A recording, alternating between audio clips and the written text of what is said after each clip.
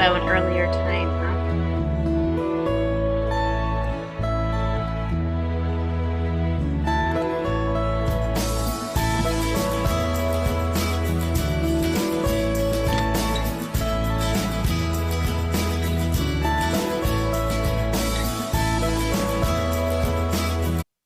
Time too.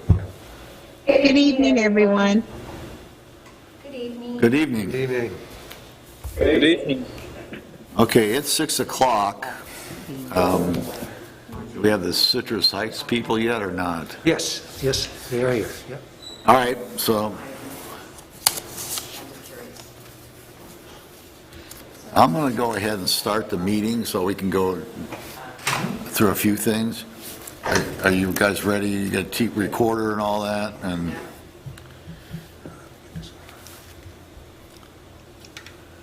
let me know when you're ready, and then I'll start, and then hopefully Manny will.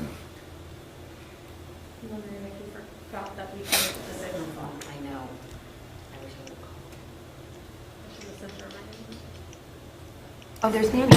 Maybe he knocked and he didn't. Manny's here now. All right, you ready? Or I'll wait till he gets in. I was listening for you, Manny. I didn't hear you. Sorry. That's all right. Once you sit down, and we'll start. Okay. I'm ready. All right. I'm going to go ahead and call the Orangevale Recreation and Park District Board of Directors meeting for Thursday, March 11th. It's a special time, 6 o'clock. Board of Directors may take up any agenda item at any time regardless of order listed. Action may be taken on any item on the agenda. Can I get a roll call? Swenson, present. Stickney, Present? Mraz, Present. Grunberg. She absent. She was there. All right, keep going, and then... Okay. And Montez. Present. Okay. And then it looks like we also have for staff Larry Ross, Present. Jennifer Von Ash. I heard her. Jennifer, there you are. Okay. Horacio Oropesa. Present. All right. Jason Bain.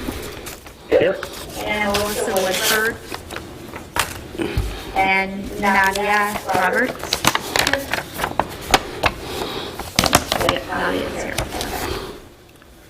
All right, and we've got some visitors, but we'll go into that. All right, so let's do a Pledge of Allegiance real quick.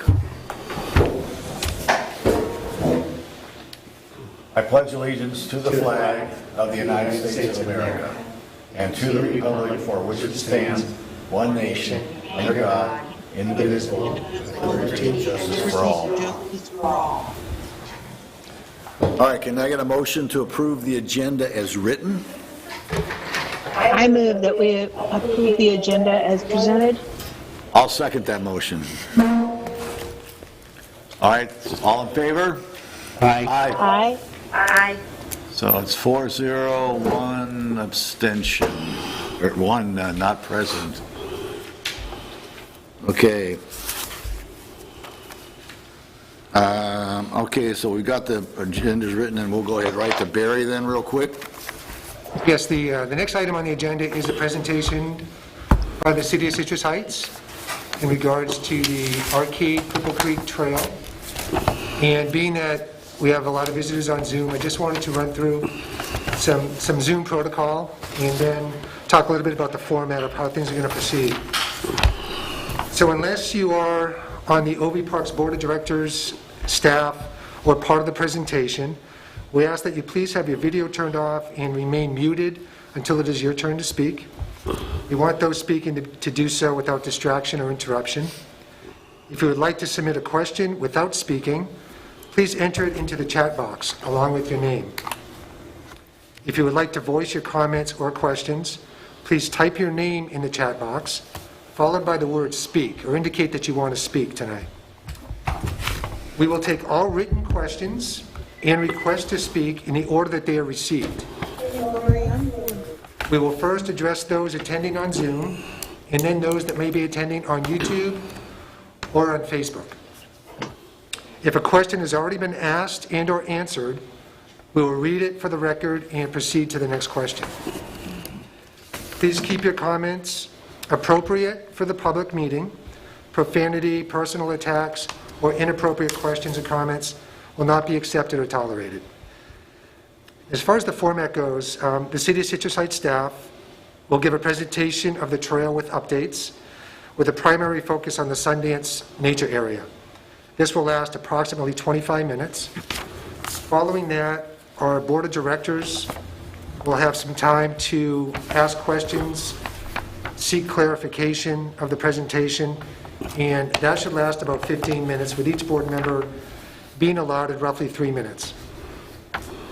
Then the public will have their opportunity to comment or ask questions.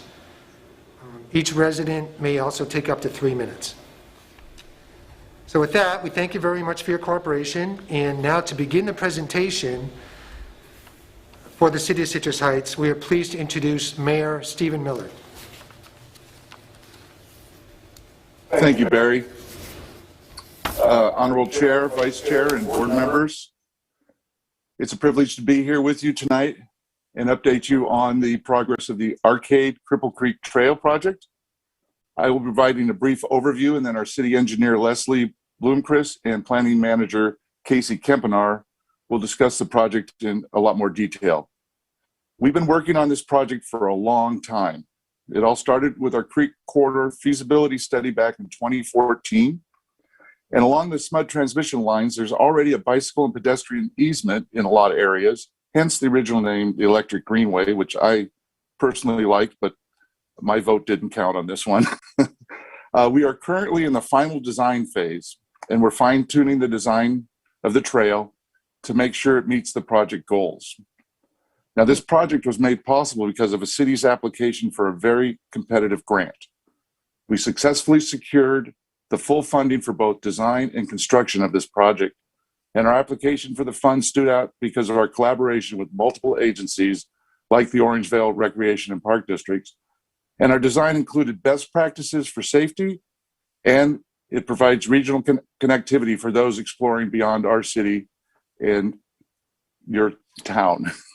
We are very grateful to be collaborating with so many great regional partners, and this includes the Sunrise Recreation and Park District, Orangevale Recreation and Parks, as I previously mentioned, the San Juan Unified School District, Sacramento County, and SMUD. So we look forward to our continued partnership to deliver this special project benefiting both of our communities, and I'm very excited about this project moving forward. We look forward for our communities to continue to collaborate to provide connectivity to our region.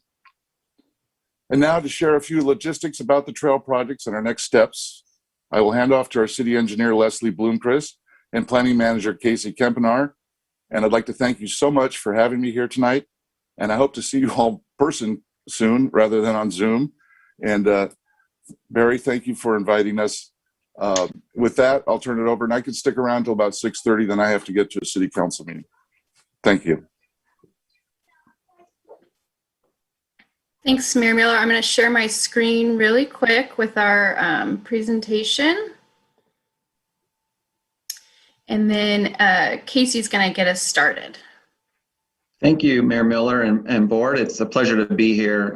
As Mayor Miller mentioned, we've had a long-standing partnership with Orangevale Parks and Rec, as well as Sunrise and other project partners since 2014. So we've been working on this a long time, started with Greg and now with Barry. So it's a pleasure. They've been great to work with, and it's been a pleasure working with them, and look forward to meeting you guys. We know from talking to them that this trail is very important to the district, and it is also for the city. So we'll give you a quick update on some of the questions that have been raised, and then answer any questions. So we're going to first give you an overview of the project, give you a little bit more history and context, and then let you know the current status, and then we'll talk about the next steps. So one of the most exciting things about this project is all that it accomplishes. I'll walk you through this map in a moment, but I want to give a high-level overview of some of the big accomplishments. One, it's nearly 3 miles long, and it has the opportunity to connect to the west and to the east through Orangevale. It connects 8 different parks from 2 different park districts to numerous neighborhoods in Citrus Heights and Orangevale, to the Sunrise Marketplace, which is our economic engine for the city, and beyond.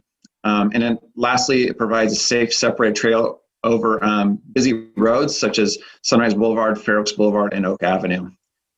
So if you see on the bottom left side of the screen is Arcade Creek Park Preserve, and that is a park that's owned by Sunrise Recreation Park District. It was built a while back. It was our first trail in the city through partnership with that agency. So this project will tie into where that trail ends at Sunrise Boulevard, continue north along Sunrise Boulevard, and cross at the existing signal at Sayonara. It will then proceed south to the SMUD substation, where it will tie into the trail that's currently under construction in the Mitchell Farms development.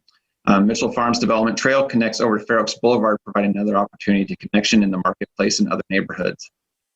From there, it'll proceed north to Tempo Park. It'll follow along Tempo Park and ultimately leave the city at Fair Oaks Boulevard at a new signalized crossing, which Leslie will talk about more in a little bit. From there, it will proceed along the SMUD corridor and ultimately hit Oak Avenue by Seabar C Park. Excuse me, sorry, I can't see the screen, one moment, sorry.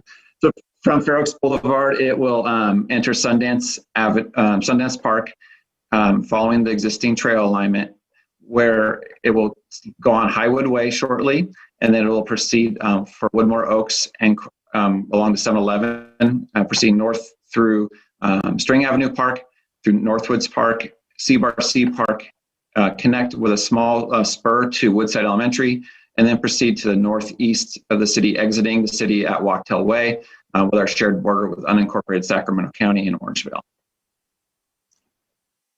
The next slide helps show the importance and purpose in the regional context.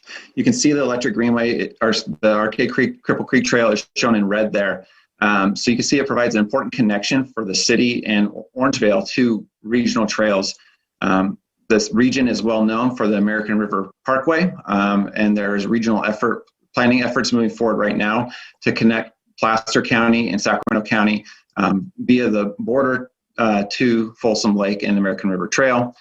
We also have the opportunity, Roseville is building a trail called the Dry Creek Trail that will connect from Citrus Heights through Roseville out to Placer County all the way to downtown Sacramento. So there's a huge opportunity for our community to connect to that regional trail network. So a little bit of background about the grant. This is funded by an active transportation program grant, which is managed by Caltrans. It provides funding for projects that increase biking, walking, and alternative transportation. It can't be used to pave roads. It can't be used for trains. It has to be something that helps improve walking and biking or active transportation. We were really lucky to get the funding. Over 450 applications were received in 2016, requesting over $1 billion worth of projects, but they only had $350 million to fund. So we were really lucky to receive this money. And very competitive because of the amenities that it connects and the partnerships that we have with the other agencies like yourselves. So just the highlights, again, it's a nearly 3-mile trail paid by this grant fund.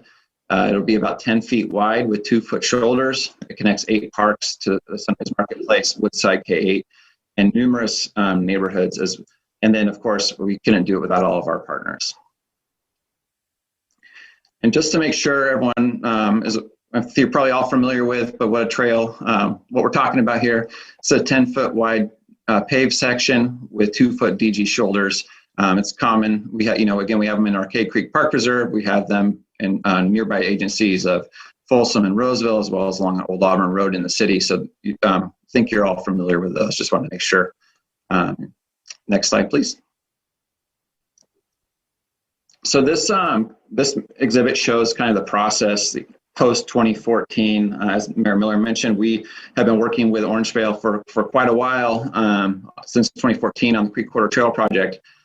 Once that was done, we had to identify funding. And so now 2016, we found funding. And from there, we had the funding to do the outreach, engagement, environmental, and preliminary design, which some of you I know were at the workshops that we did in 2018, 2019. Ultimately, an environmental document was adopted in 2019. Most recently, as Mayor Miller mentioned, the trail was named the Arcade Cripple Creek Trail. And right now we're in the midst of engineering, which Leslie will go into a lot more here shortly. The next steps would be for the City Council to authorize construction, and then trail construction is anticipated to be probably in 2022. And then, of course, coordinating ongoing maintenance to ensure it's safe and well maintained. So in any project the city conducts is required to comply with CEQA and NEPA, and that's the California Environmental Quality Act and the National Environmental Protection Act. And those are laws that we have to comply with to ensure that we are understanding or disclosing all impacts and then mitigating those impacts appropriately. So in addition, because the project was funded by Caltrans money, we have to comply with NEPA. So we did a process through Caltrans, looking at similar things, but more in depth, making sure that the project does not have a significant impact on the environment. Again, the City Council adopted the environmental document back in 2019, and ever since then, we've been working at refining the design and doing the final engineering. As part of that, there are mitigation measures, and those are the measures that you need to do as part of projects to ensure you're minimizing any impacts to the environment. So you can see them here. Some of these apply more towards construction, others are as you're doing the design. For example, avoiding sensitive areas, we were able to, which we'll talk about soon, about a meandering trail around trees to preserve trees. We're fully bridging the creeks to avoid impacts inside the creeks. And then, you know, if there's also parameters in place for cultural resources, if we were to discover those on the trail, to stop work. And same with hazards and hydrology, making sure that we're following the rules there. Next, I'll turn over to Leslie to talk about the design. Thanks, Casey. I'll just take a few minutes to walk over the draft design as it stood earlier this week. This design is still preliminary, and we continue to refine design items and elements on a daily basis. But starting on the left side of the screen, the trail will cross Fair Oaks Boulevard, connecting between Tempo Community Park and Sundance Natural Area, just north of the existing tennis courts at Tempo, and north of the utility boxes at Sundance, if you're familiar with those or where those are located. At this crossing, we will install a new pedestrian activated traffic signal, meaning there will be a striped crosswalk across Fair Oaks Boulevard with pedestrian safety enhancements such as bulb outs and a raised median.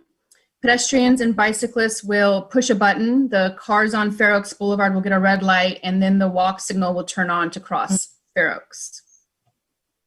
This spot was chosen for the signalized crossing as it is in a location that can accommodate off-street connections on both sides of the roadway, meets the required line of sight requirements for a crossing, and is outside the influence of other roadway operational concerns, such as the left turns in and out of the parking lot at Tempo Community Park.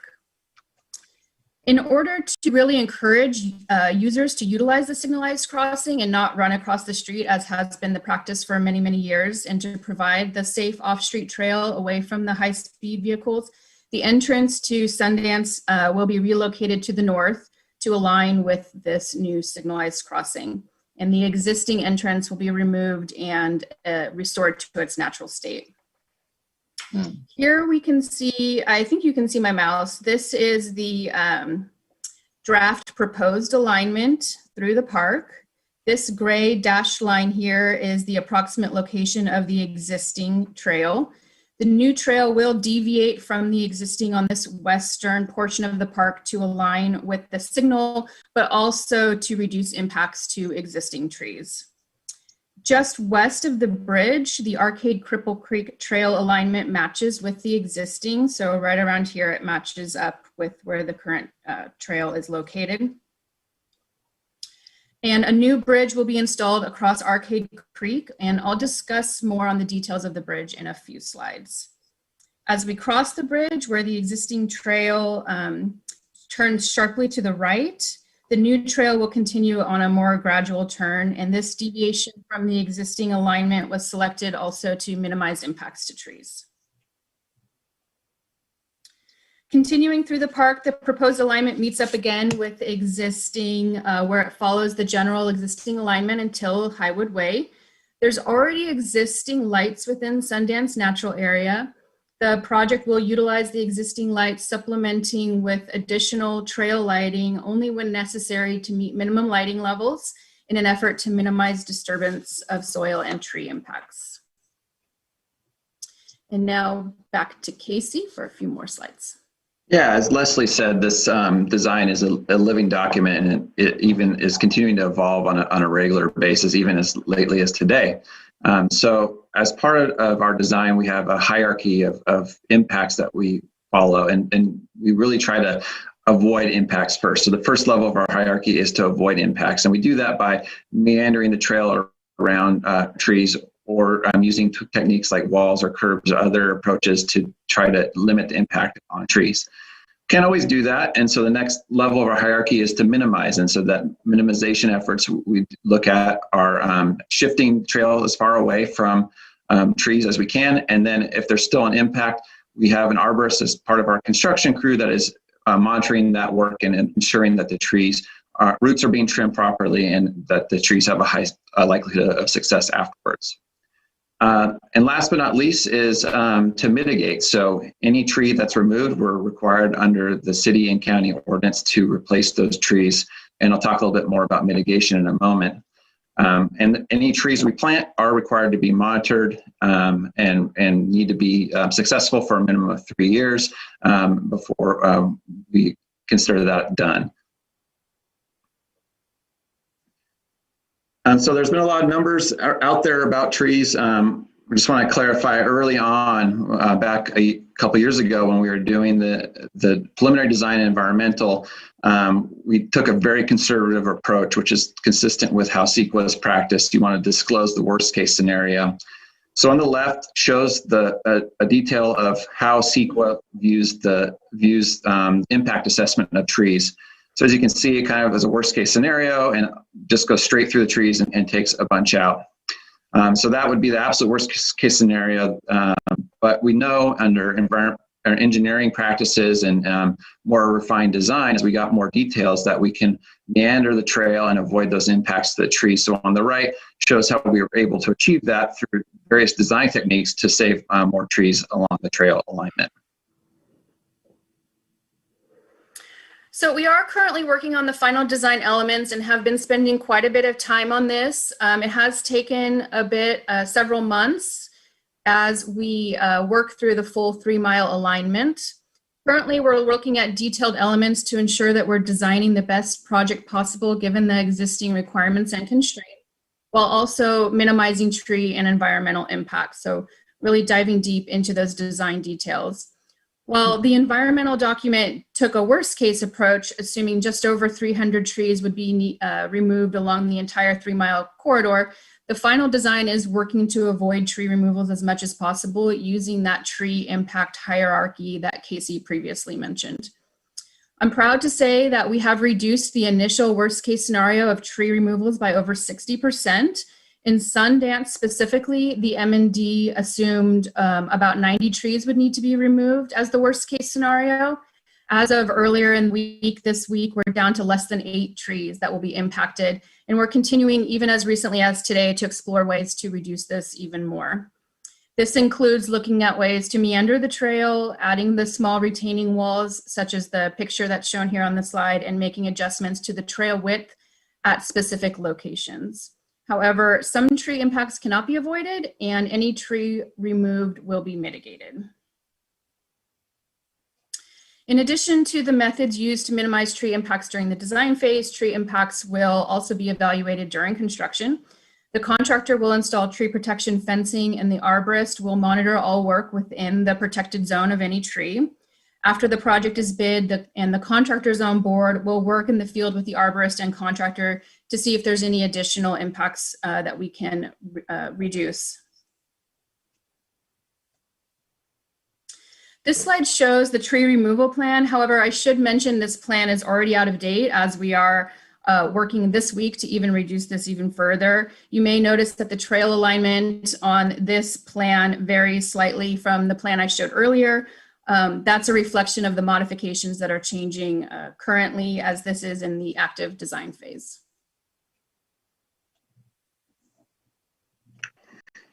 Yeah, and as Leslie, as we talked about, mitigation is a part of this, and we have rules that we're required to follow in the county and city codes. So that the way that works is at the end of the day, after the engineering is done, an arborist will evaluate the impacts of the trail on any trees to remain and identify the trees that are to be removed. That will result in a total number of trees that the city is responsible for replacing. And the way the replacement works is one tree counts as 1 inch of trees for removed. As I mentioned earlier, there's a 3-year performance period that the trees are required to be successful. If a tree were to die, the clock starts over again on that particular tree until we have a 100% success rate. So the mitigation plan hasn't been developed yet, but we have a rough framework of what we're doing. The mitigation plan, again, once we have the final number, we'll finalize that mitigation plan. And what we are proposing to do is to work with the Tree Foundation. Some of you probably know the Tree Foundation. They're a nonprofit here in Sacramento. And one of their arms that they do is mitigation. And they're a great group. They have done work in the city and throughout the region. And one of the reasons we really like them is because they bring the educational and outreach component. They will stage a planting day, invite people from the community, board members, council members, and make an event of it and educate the public about the importance of trees and also help them understand how hard it is to plant trees so they can help understand the importance in doing so. Also, their success rate for replacement trees is among the best in the business. So we know that those trees will be successful. And finally, they're also the most cost effective. So they're between the cost effectiveness, the success rate, and their track record, we think that'll be a good fit for this project. So we plan on, as we get to the appropriate point, we will reach out to board members and make it a fun event. So we have identified mitigation planting areas where we can along Sundance Park as well as Tempo Park. Trying to get as close to the trail as we can. We do have some obstacles that we have to overcome, notably the SMUD easement. SMUD will not let us plant trees in their easement. Their trees are, they actually trim trees or remove trees all the time to protect their equipment and power lines, and their rights are the highest level out of everyone's in this, and they can remove trees at any time. Hey, I can't talk. I'm on Zoom. So we have identified locations shown here. The trail on this is a squiggly line in red. The purple areas are a little bit hard to see are potential planting areas. So we've had some consultations with the Parks District and the Tree Foundation, and they all agree these are suitable locations. So as we kind of fine tune the number of trees we need to replace, we will continue fine tuning the locations and develop a mitigation plan accordingly to help us for our event. So back to the bridge over Arcade Creek. The bridge replacement is necessitated for 2 main reasons. First, it is located in the floodway and is considered an obstruction contributing to increased flooding as compared to the natural state. And second, it does not meet ADA standards as the existing bridge surface has large gaps between the decking timbers and does not have the required handrails. We did explore simply adding the handrails and the new decking to the existing bridge at the onset of the project. However, these treatments were determined to have a negative impact as it would add additional blockage in the floodway. As a condition of our funding, the bridge is required to meet federal, state, and local standards, including ADA and floodway requirements. The new bridge elevation is dictated by these regulations, and that elevation is determined based off of a hydraulic analysis. Our project team has calculated that base elevation and added in the standard bridge design freeboard requirements to come up with the minimum elevation, which is approximately 4 to 5 feet higher than the existing bridge. The increased height in the bridge will create passage for wildlife and debris during high storm events, reduce the risk that large storms will cause flooding in the area that could jeopardize private properties. And the new bridge is being designed to accommodate emergency vehicles, which will increase emergency access options. As part of the new bridge construction, we are required to ramp the trail up at a slope that meets the maximums allowed by ADA. This ramp will match the existing trail elevation approximately 130 to 150 feet in advance of the creek and gradually rise to the elevation of the new bridge. Although we must ramp up on the west side of the bridge since the existing trail is already relatively steep on the east side of the creek, we do not need to do any ramping on this side. Overall, the new trail will have a more consistent and more gradual slopes when compared to the existing trail. And the picture above shows a sample of a much larger bridge than what is proposed, but the overall aesthetics and components are similar. You see the concrete abutments, a steel truss bridge with handrails, and slope protection in the creek. The slope protection will protect the creek bank and the new structure from scour and erosion damages, as well as help with water quality by keeping the soil in place and not letting it enter the stream system. The next step for our project is to finalize the 100% design. After the project team has finished the review and design of the project elements, we will share them with the public for a comment and review period. After that review period, the city will incorporate the final changes based on the public comment and recommendations from the design team and the involved agencies. The city will complete the final tree impact assessment and prepare a tree mitigation plan. The team will finalize the bid package and then publicly bid the project. After bids are back, the city will award the construction contract and then work with the Tree Foundation to plant and host the community tree mitigation event. So information on this project can be found on the city's website at citrusheights.net/940. And I believe there's a link to this website on the Orangevale Park District's website as well. For anyone that's watching the recording, or if you have questions after the presentation, you can always email us at electricgreenway@citrusheights.net. And with that, we'd be happy to take any questions.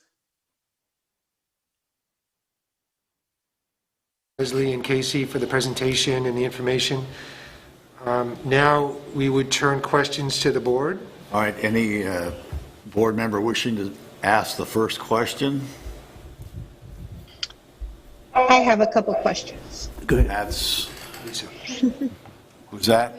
Lisa. It's Lisa Montez. All right, okay, Sorry. Lisa. So you briefly mentioned lighting along the trail.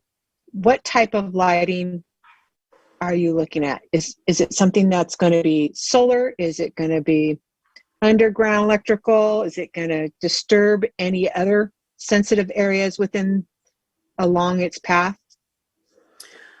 Trail-wide, we are looking at all of the above. It really depends on where along the trail it's going. If we have a lot of tree canopy, we're unable to use solar. But specifically in Sundance Natural Area, we're looking at utilizing the existing lights that are already there and then supplementing with solar-powered lights. Great. Thank you, Leslie. I have one other question. On the trees that are designated that you're thinking about removing, are there any other sensitive mitigation items that we should be concerned about when we're removing those trees? You had a list of 6, and Yes, so that's a good question. So yeah, I didn't get into too much detail on that, but there are several mitigation measures related to sensitive species. One of the mitigation measures that we're required to adhere to, if the construction takes place in a certain period, we do a nesting bird survey first, and that's to ensure the protection of any birds that could be in those trees.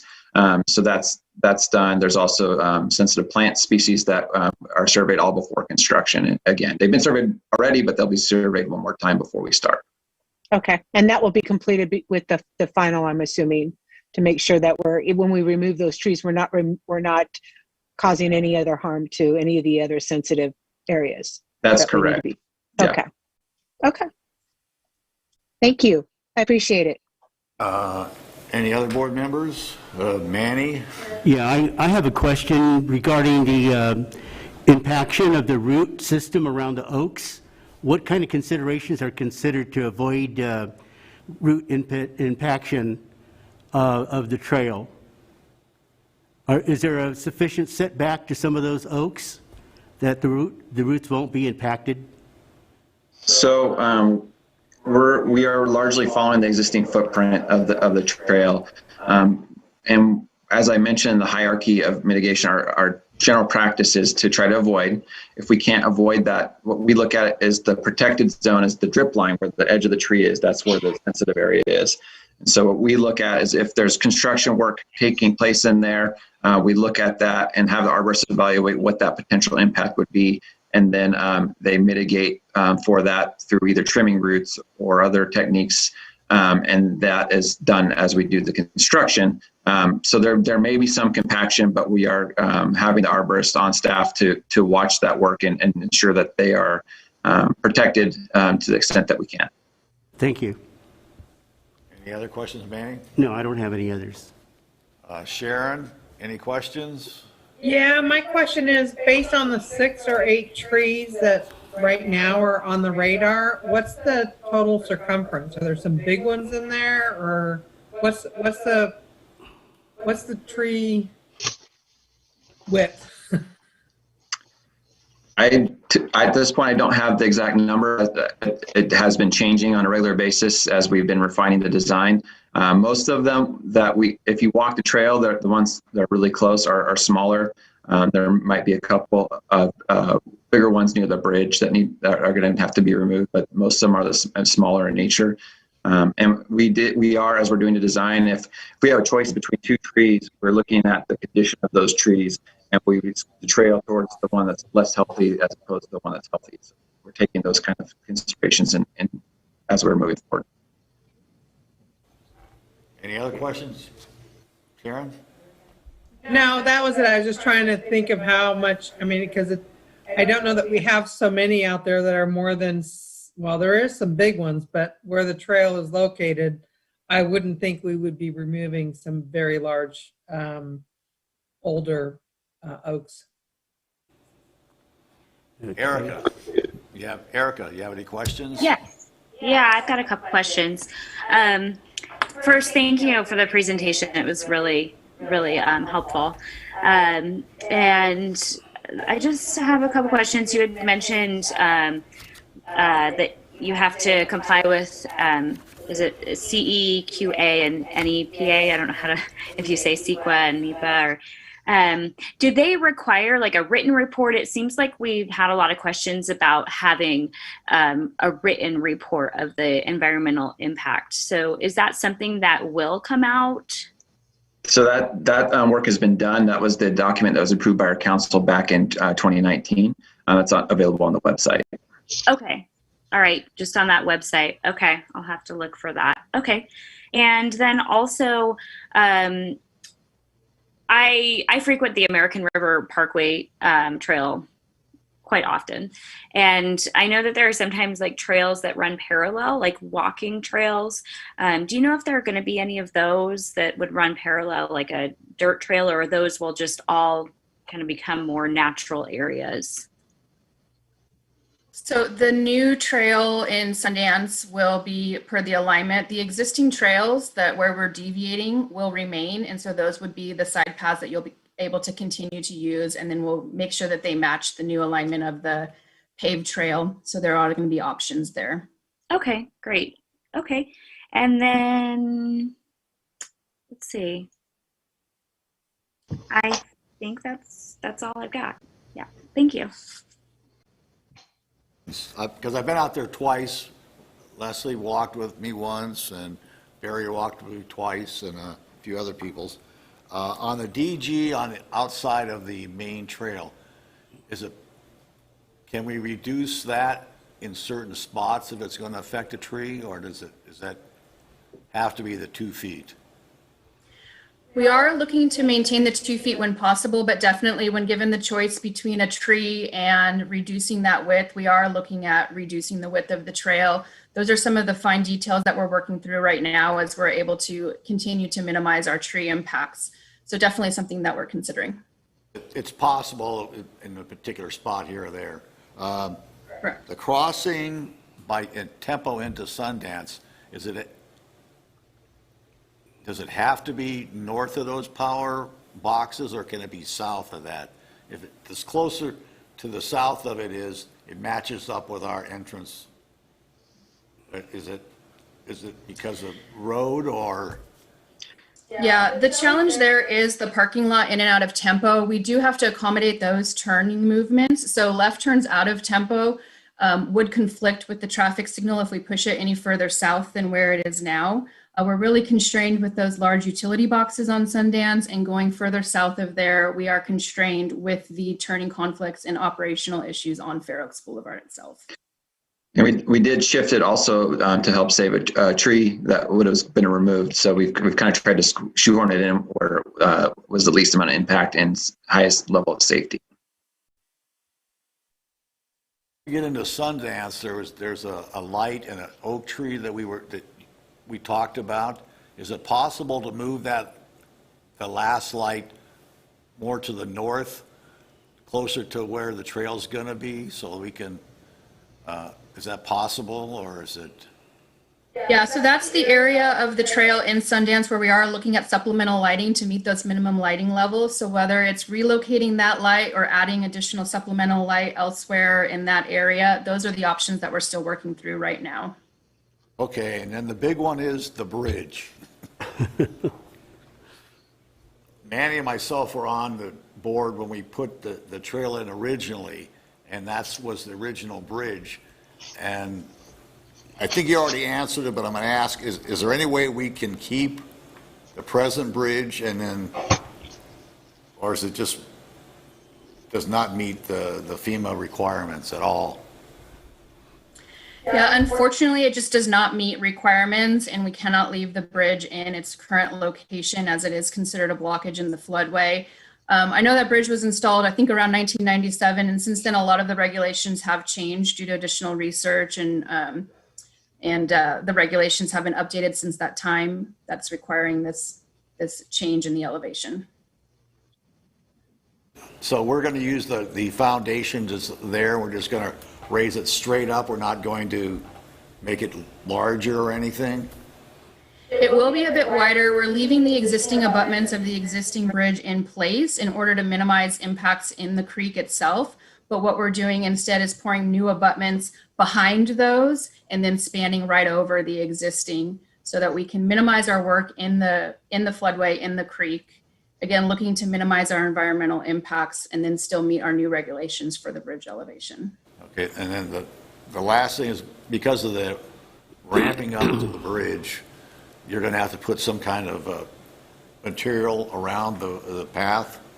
I'm a little concerned, not majorly concerned, a little concerned that if during high flows, it's going to push the water to the south even more. Has that been? So the design has taken into consideration our fill in the floodplain is zero. So where we're adding, we're also removing in other locations. So our net fill is zero. And that's all been taken into consideration, even with the ramping up to the bridge. So we're actually going to be making the flood issue better by removing that bridge out of the floodway and removing that blockage. Okay, I think I got a quick question. Sure. Regarding that. One more, man. One more real quick. Regarding the creek from the bridge to Fair Oaks Boulevard, is the intention to clean out that creek a little bit? Because it does have overgrowth into it that acts as it slows the flow, which is okay, but I think it's overgrown in a lot of areas. Is attention going to be given to the creek itself to effectuate better flow, or is it going to be left as is? So, Casey, did you want to answer that one? Yeah, I mean, as part of our project, we're constrained to the areas of project. We can't go down the creek a ways, but I think, you bring up some valid points. In the city, we do clean out our creek channels regularly, so there might be an opportunity to help do that. Our study factored in the current flows and estimated where they are now and where they will be in the future, and the bridge results in an overall improvement. All right, I think Leslie, Chairman, this is Lisa Montes. Just quick, Leslie, you mentioned that you were going to be taken away, that you were going to be filling in and taken away from another area. What area is maybe earmarked for that on the creek? Sure. In some locations, just because of the slopes that we have to meet, we're going to be excavating a little bit. In other areas, we're going to be filling just throughout the alignment as a whole. So in general, just all of the fill in the floodplain will net out. So we'll be able to not have an impact on the floodplain. So it's really along the entire corridor, just filling and cutting in order to meet our slopes and get a consistent trail running slope and meet our. And so all the consideration for anything that may be sensitive areas will be taken also in consideration during that process as well, I'm assuming? That's correct. Yeah. So we look at all the construction impact throughout the whole trail. So we kind of draw a line around the limits of that. And then that's the area that gets surveyed in advance to make sure those sensitive species aren't there. And if they are, we have a process that we go through to relocate them or follow fish and game procedures. Great. I appreciate both of you taking our questions. Thank you. all right, the board's now done, so I think we'll put it over to Nadia. Anybody wishing from the public wishing to speak? So I think we might need to repeat what we wanted to happen. We haven't had any response in the chat box. Okay. If anybody attending this meeting from the public, if you have any questions that you would like answered, please enter those in the chat box. Or if you want to speak, indicate that also in the chat box, that indicate your name and that you would like to speak. And then we'll start taking those in the order that they come. As of now, there's nothing, is that right? Well, it's not coming in. I have a question while we're waiting. From what I believe what I saw is through Sundance, there's the SMUD area that we cannot plant trees in. But it looks like in Sundance, there are some areas outside of that SMUD zone that we can, for mitigation purposes, plant some trees within Sundance. And that's true. That's great news. That's one of the questions that I know was a concern of some of our residents, being able to replant within Sundance. Sure. Yeah, we definitely want to work with you as we refine that with the Tree Foundation. We would be happy to look for locations that are outside that SMUD and work for your maintenance crews and everything else. I got a question about, can we start planting before the project's done? So, because we don't want to put so many trees out there that we're going to have, we have to maintain them. So can we start, add 5 a year, or does it all have to be one planting? In general, it's one planting because we have that maintenance period that starts as soon as they plant. So we want to make sure we get that started right away. But we can work with you on any maintenance concerns if there's trees that are more suitable or less maintenance that you'd like to look at. We can certainly talk to you about that. You guys, so there'll be somebody else maintaining them after they're planted?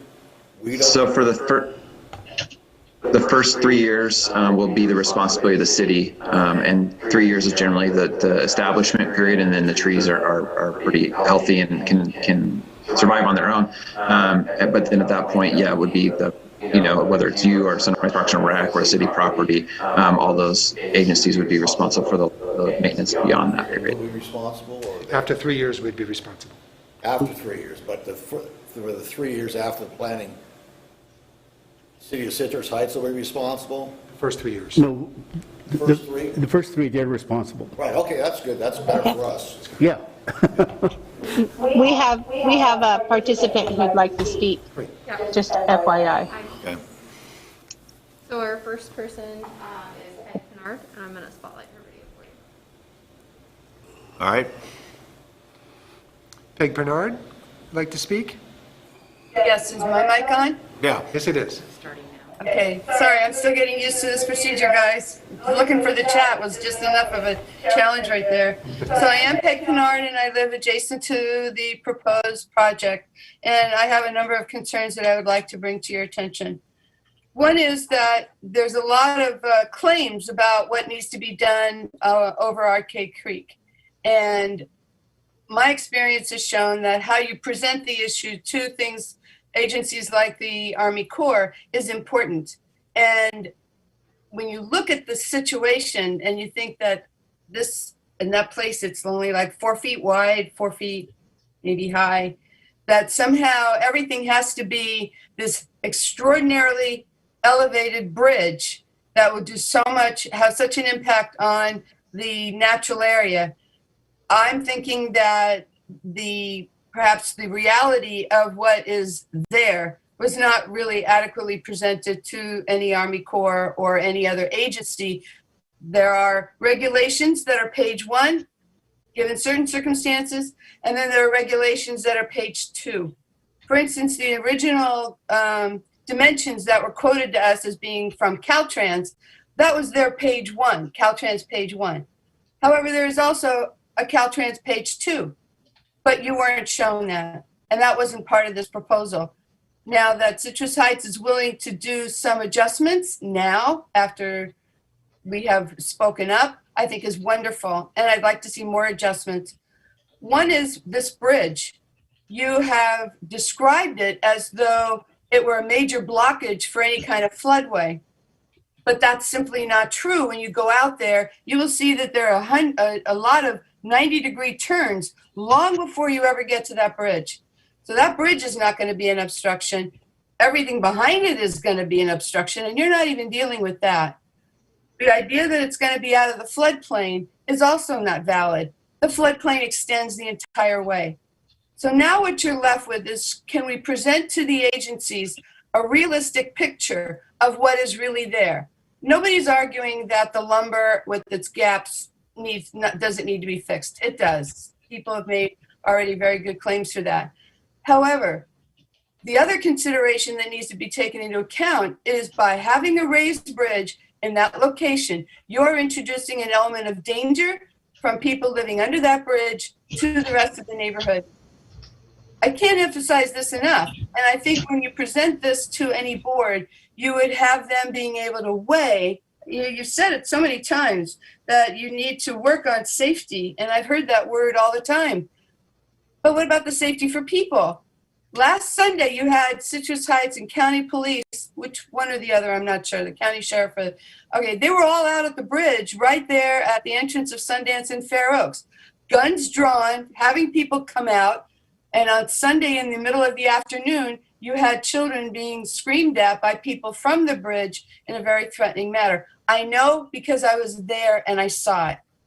Now, the reality is, how do we move forward as a civilization here and respect the fact that our children and everybody needs to be able to have an element of safety in the areas where they are?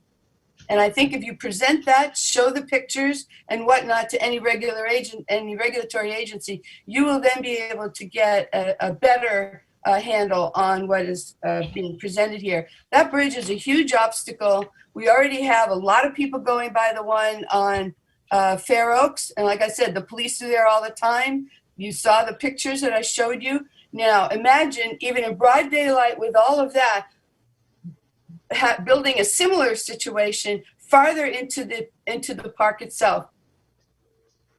I guess I don't know how to express how frightening it is when people are in a situation that is where they feel really danger. So you have an opportunity here to bring this case forward with a little bit more understanding. Yes. So that she can respond.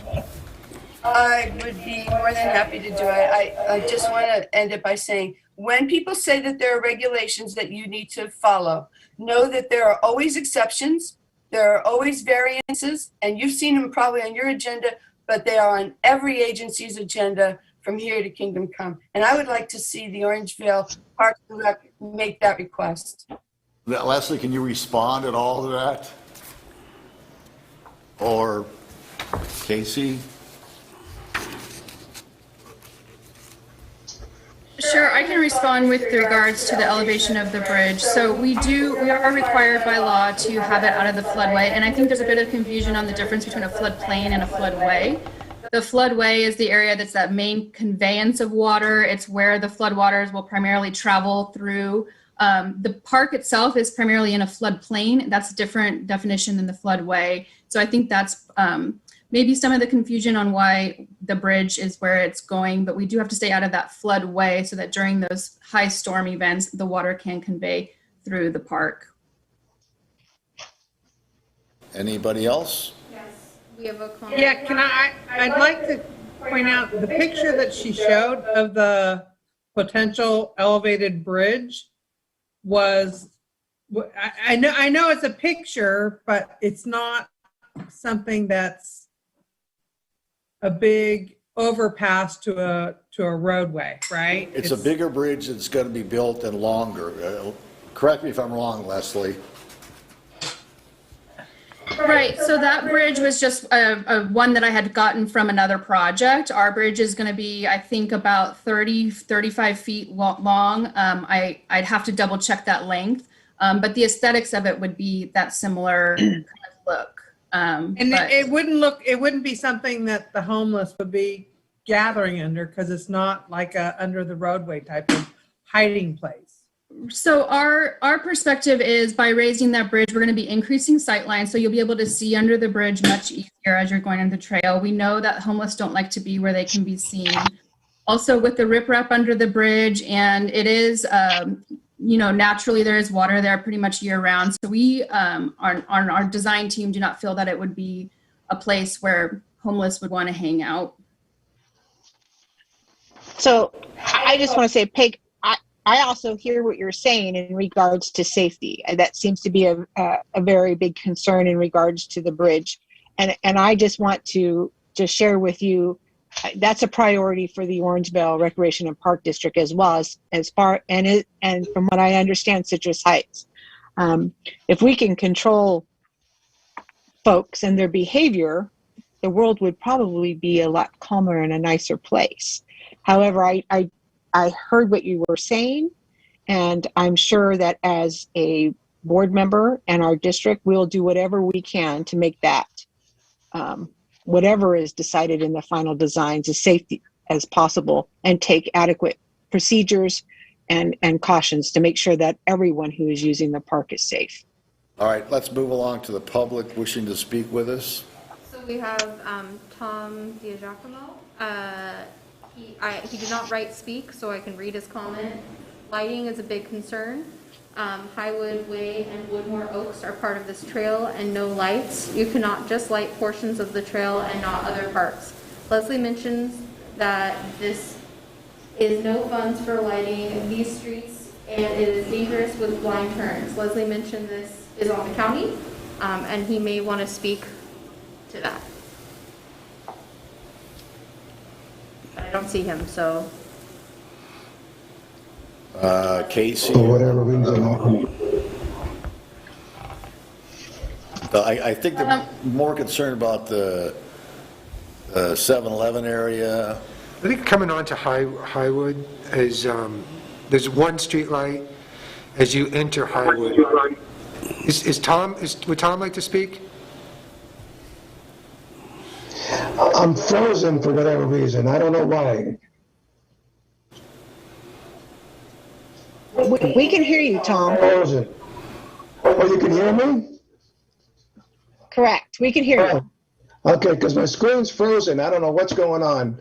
But anyway, if you can hear me, that's great. So, yes, we have big concerns about Highwood. When you leave that park area, there's that one street light, and there's nothing going all the way up till you get to Woodmore Oaks. And then at Woodmore Oaks, you'll be making a left to go towards the 7-Eleven. There's no light.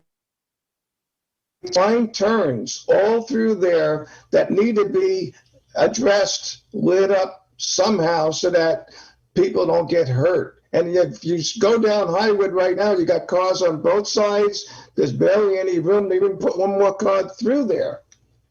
So that's our biggest concerns on Highwood and Woodmore Oaks as far as going to the 7-Eleven. And even at the 7-Eleven, there's a blind turn there that needs to be addressed with blinking, whatever. But we need to deal with that big time. All right. Would you like me to respond? Yes, please.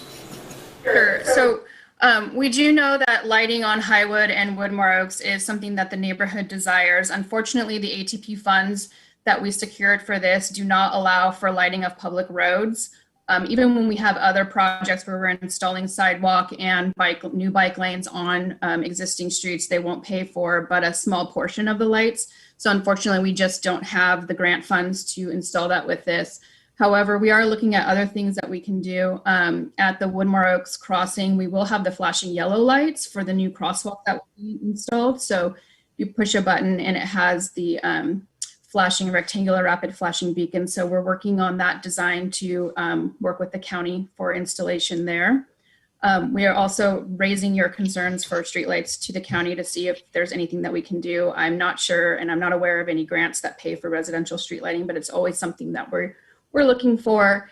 And then lastly, the trail itself, we're really anticipating that most trail users will be there during the daylight hours, although we do know there are certain times of the year where it gets dark earlier and the sun comes up later. So those are the times that we're really trying to make sure that the trail itself will be lit, including at the entrance ways as close to the public roads as we can get. Anybody else? Nadia? No more comments? Nobody else? All right, so we've the public has spoken, and I am familiar with those those lights that you press and they flash. When we go down to Carlsbad, when you cross Highway 1, they've got those and they work really well. So, all right. Okay, with solar lights on the corners there, stop sign solar lights, those would work fine, like they do in Stanford Ranch. You're talking about the flashing red?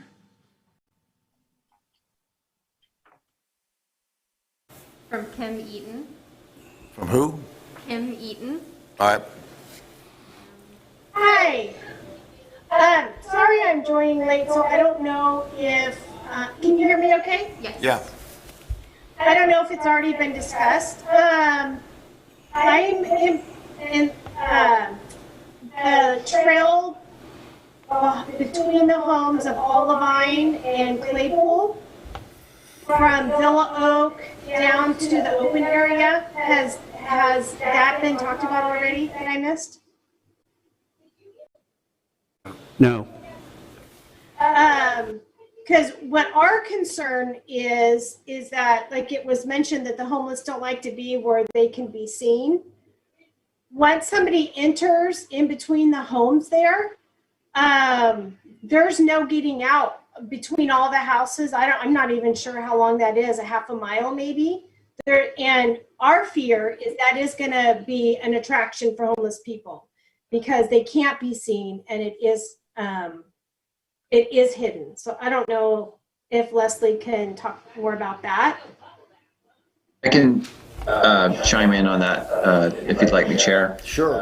So the portion she's referring to is actually in Citrus Heights. I'm not sure how much of concern it is for you. Well, for if you can answer a question, that'd be fine. Yeah.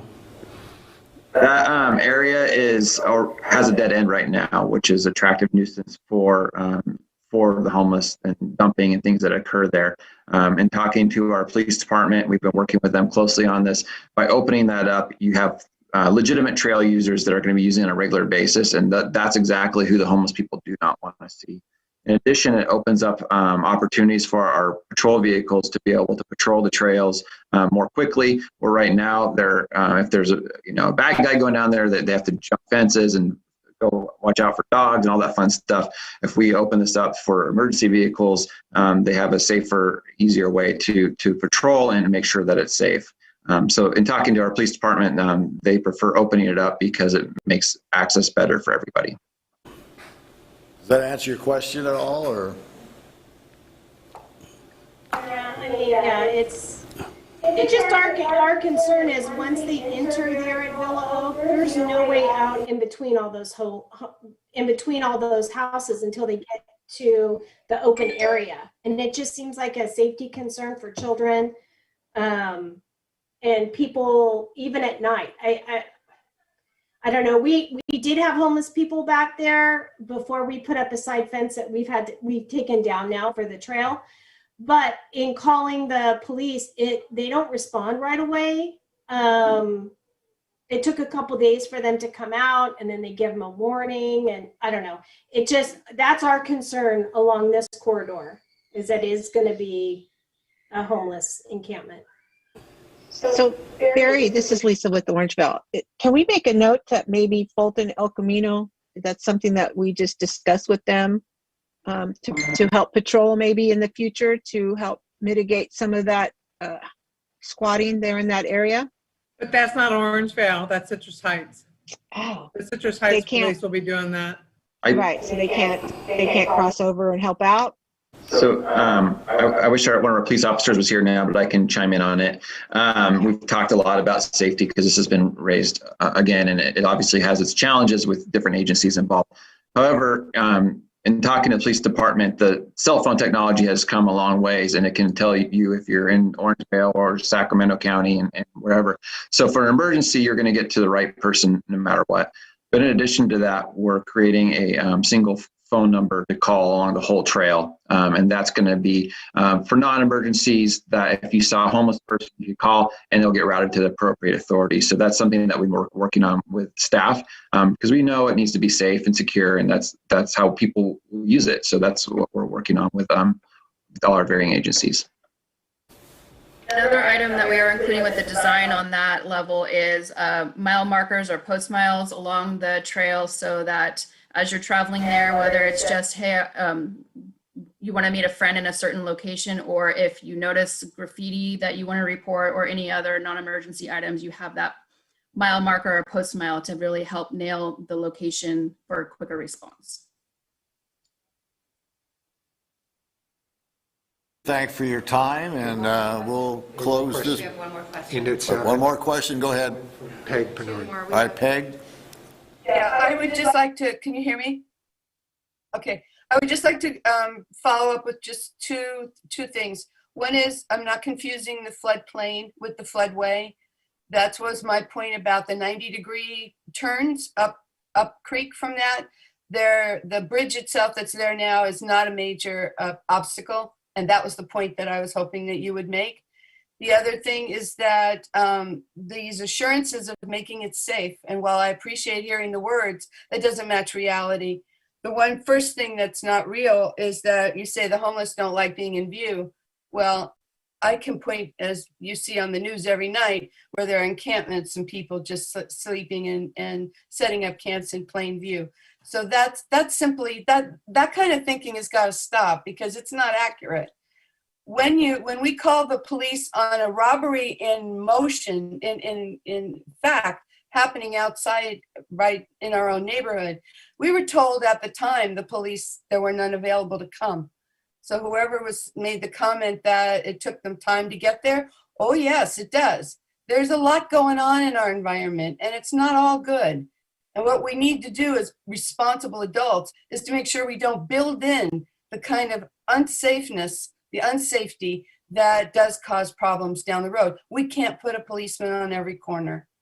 And I think you have to recognize that. And so to build something and try to use the excuse that the bridge is a given regulation is not okay. Now, I'd like to just clarify one thing, and then I'll end. We keep being told about these plans, but we've not seen them.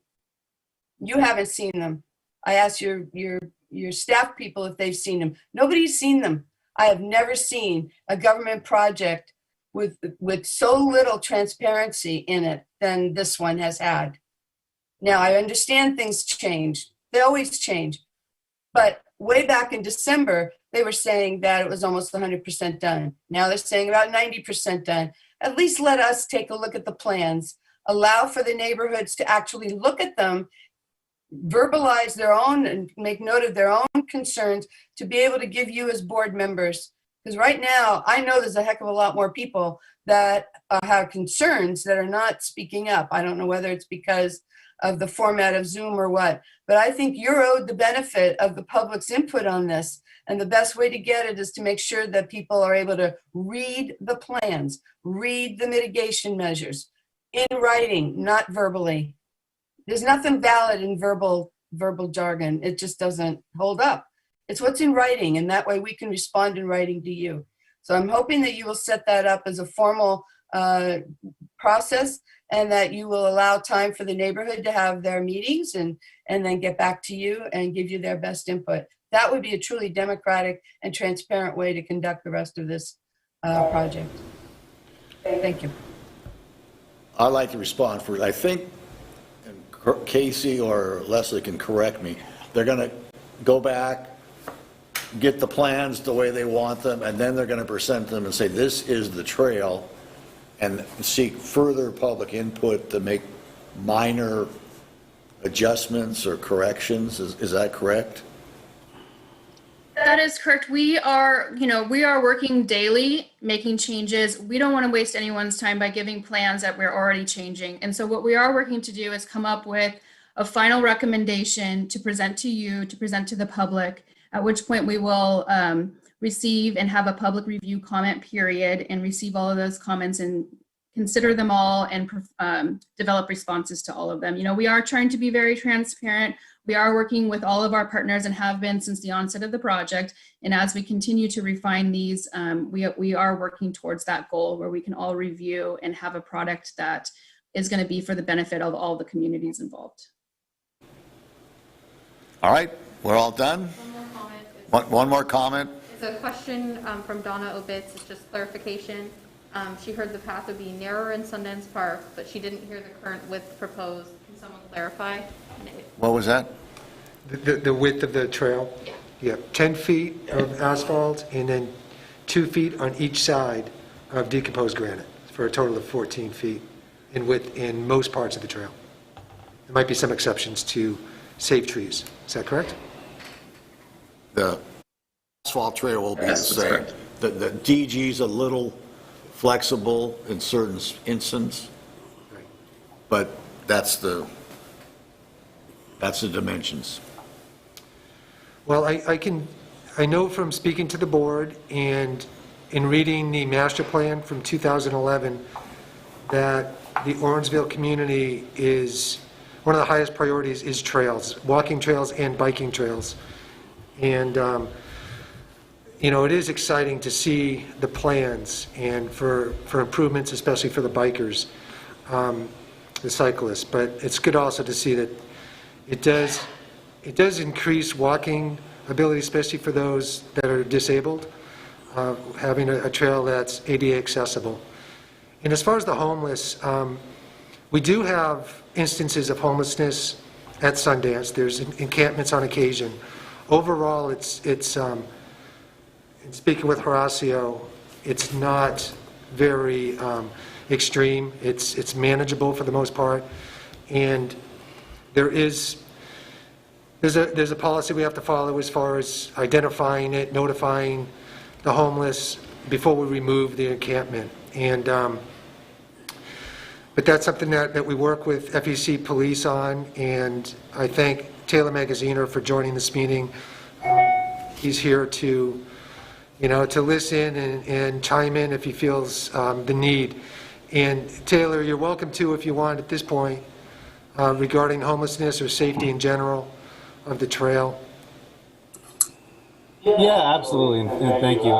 As far as that park goes, it really is one of our lower problem parks. The transients do like to make camp under Fair Oaks Boulevard because you have such a wide area and it's mostly dry throughout the year. So they just use it as shelter.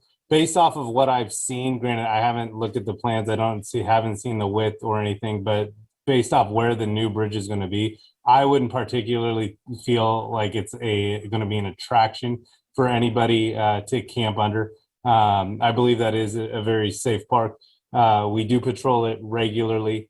But as always, when you have pathways like we're accustomed to, FEC is through the Rio Linda Park District, the waterways, etc. It is a great area for families to traverse, and people are mobile.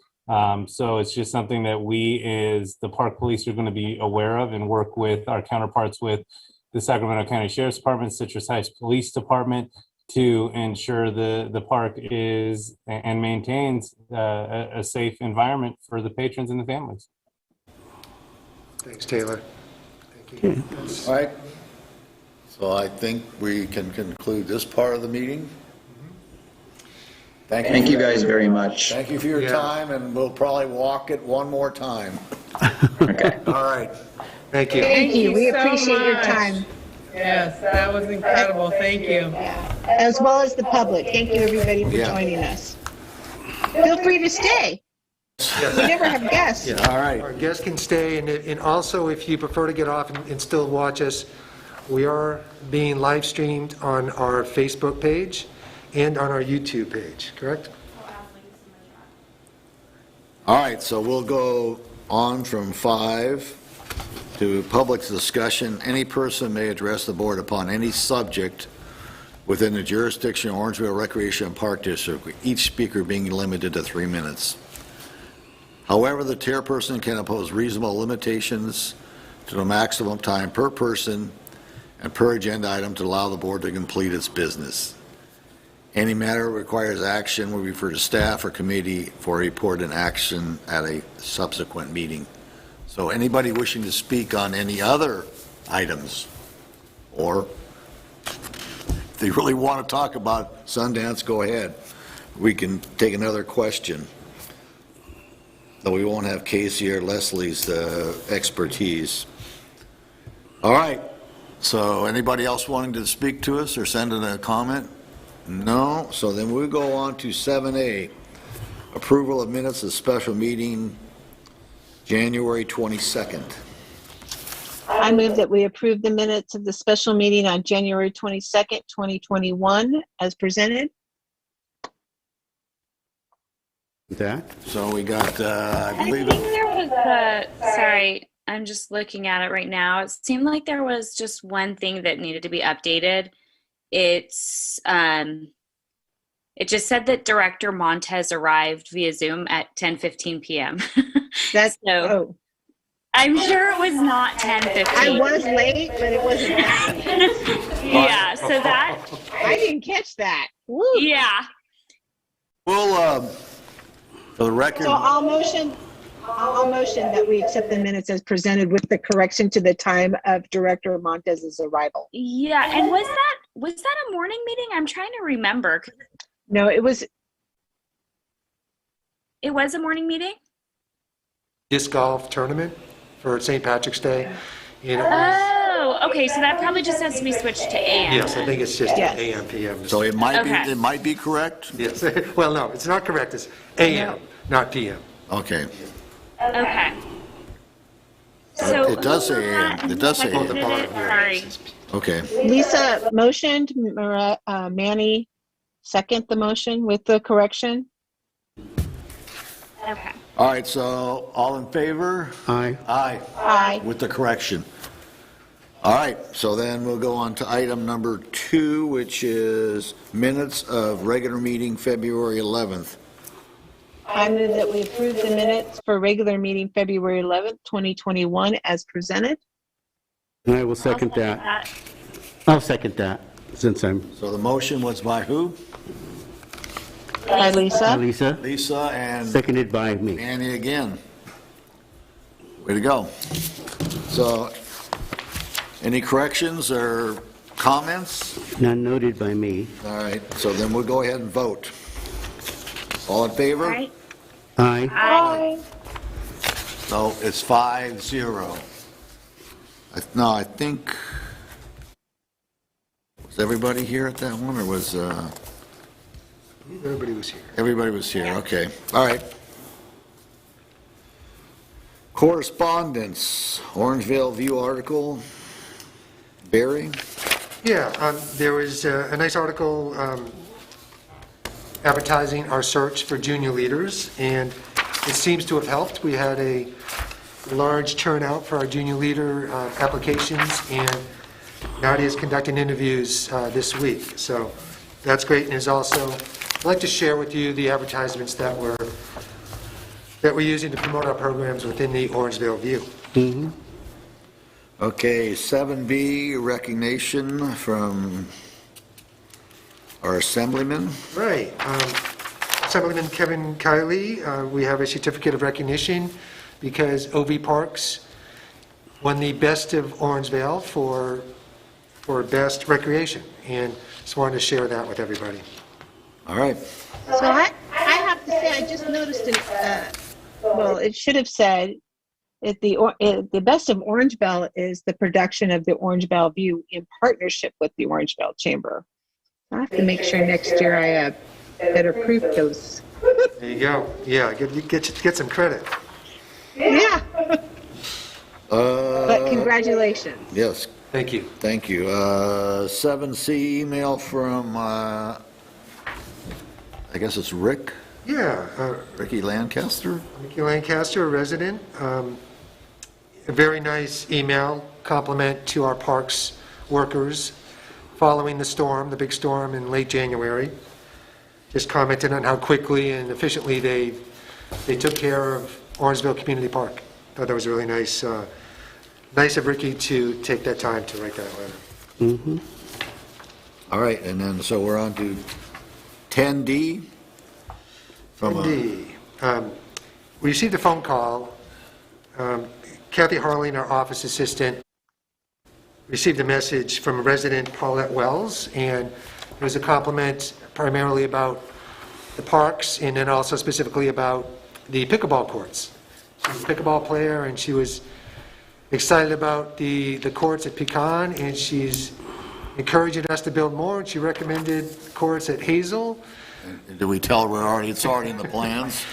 Yes, Kathy told her that is something that we're planning on doing, and we're hoping that that's complete by May. We're thinking that project will be finished by May. Is there any way we can advertise that in the Orangevale View or on our sign or something like that? Of course. Just as simple as an article or an ad. Yes. All right. That's great. Thank you. All right, so, in fact, when I was walking Tempo, there were two young ladies who were playing pickleball on a tennis ball court. Yep. Yep. They do, yeah, they'll make a way. So, all right, our lawyers' counsel's bill? Yes, we do have a confidential envelope. Yes. Can I get a motion to accept it? I'll motion to accept. I'll second that. All right, we have a motion and a second. It's an individual vote, so All right, we ready for voting? All right, Grunberg, Yes. Montez, Yes. Swenson, yes, Stickney, yes. and Mraz. Yes. Okay, that's 500. 500, okay. Consent items. Would anybody like any item pulled? Okay. I just have a question. Consent items is listed. So you made a motion, Sharon? Yeah, I I'll wasn't second sure if that. somebody was chiming in to pull something. I didn't want to.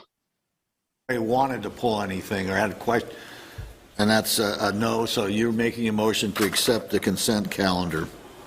Yes. All right. And I seconded. So you have a motion, that was Lisa seconding it? No, Erica, second. Erica, okay. No, Erica. All right, so let's vote. Montez, Yes. Swenson, yes, Stickney, Yes? Mraz, Yes. and Grunberg. Yes. All right, that's 500. Okay. Can I just ask what American Society of Campo is? What is Campo? Sorry. American Society of what? Campo, membership dues. Oh. Anybody know? I just don't know what Campo is. Let's see. Well, you what know is what, it? we'll get back to you on that particular. I believe it could be a composition that might be a membership we have to pay for when we play music. ASCAP? Like during. Yeah. Oh, it is ASCAP. Okay. It's ASCAP. I thought so, but It cuts I it wasn't off. sure. Yeah, it cuts it off. If I catch that, I try to add it. I didn't see that one, but it's cut off from the county information that's. I just was curious because I know that, so I was like, why do you guys have a membership for that? But I mean, is there specific, I mean, for the music programs, I guess, for camp and stuff? Yes, music there, or we may show movies in the park, Okay. concerts in the park. Yeah. I was just curious that was the same thing that I deal with. So okay, thank you. Similar. No, it is. It's ASCAP. So we've covered 8.2, 8.3, correct? Or do we have to do those individual? We did. OLAB? Consent items? Yeah, we need to do We each. did consent items. Oh, do we have the non-consent one?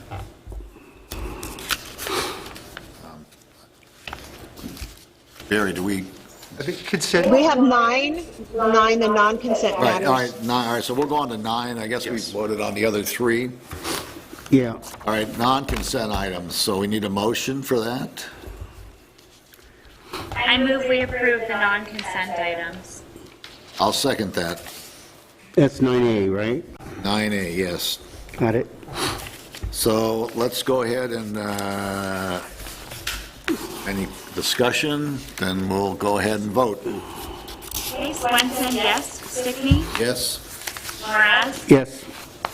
Grunberg? Yes. And Montez? Abstain. All right. 501. Okay, 4-1 and 1 abstention. Okay, then we'll go on to standing committees. There were none last month. So we'll go on to 11A, monthly activity report. Barry, again. Okay. In the interest of time, I will hit the highlights. Yay! Don't be too happy yet. There's a lot of highlights. Okay. First thing is I've been getting a lot of calls and inquiries about cell towers. One is American Tower, who currently has a tower in our parks, and they're looking at extending their lease. There's also Dish Network that's, in addition to television, their satellite television, they're getting into the phone business, and so they're interested in having a cell tower in one of our parks. And then there's also another one that I just received a call from, Landmark Dividend. And so I'm going to do some research, talk to some people, find out the best approach, and I'll be bringing this to the board as far as the best way to go about either extending or introducing new cell towers to our district. Okay. Question, didn't we have an agreement with the county to review? We did in the past. No. I've already talked to Barry about it, but you want to speak to that? Yeah, Greg worked with somebody from the county that helped, that was specialized in cell towers. Yeah, they gave us kind of input that look for this, look for that, kind of just letting us know the yays and nos, what to look for. Yeah, so I'll definitely be speaking with him and trying to navigate through this process. Yeah, because it was... We're like one step before we need to go talk. Yeah. I think anyway. Yeah, okay, that's fine. All right. Barry is aware of the procedure, so Okay. that's good. We just want to make sure that we're negotiating correctly. I don't know how to put it, but it's like, and I don't know. In good faith, both ways. In good faith? Both Yeah. ways, yeah, both ways. Yeah. I just don't know why where we need more in our park locations, but. Well, yeah, I'll explain willing to that look one. Yeah, for recommendations. There was a black hole at Community Park. I don't know if that's been taken care of. There's one on String that Dish is interested in String and joining an existing SMUD tower, and apparently they've already got clearance from SMUD. So that's one that wouldn't really be an additional tower. So that would be nice. Can we make it look like a tree?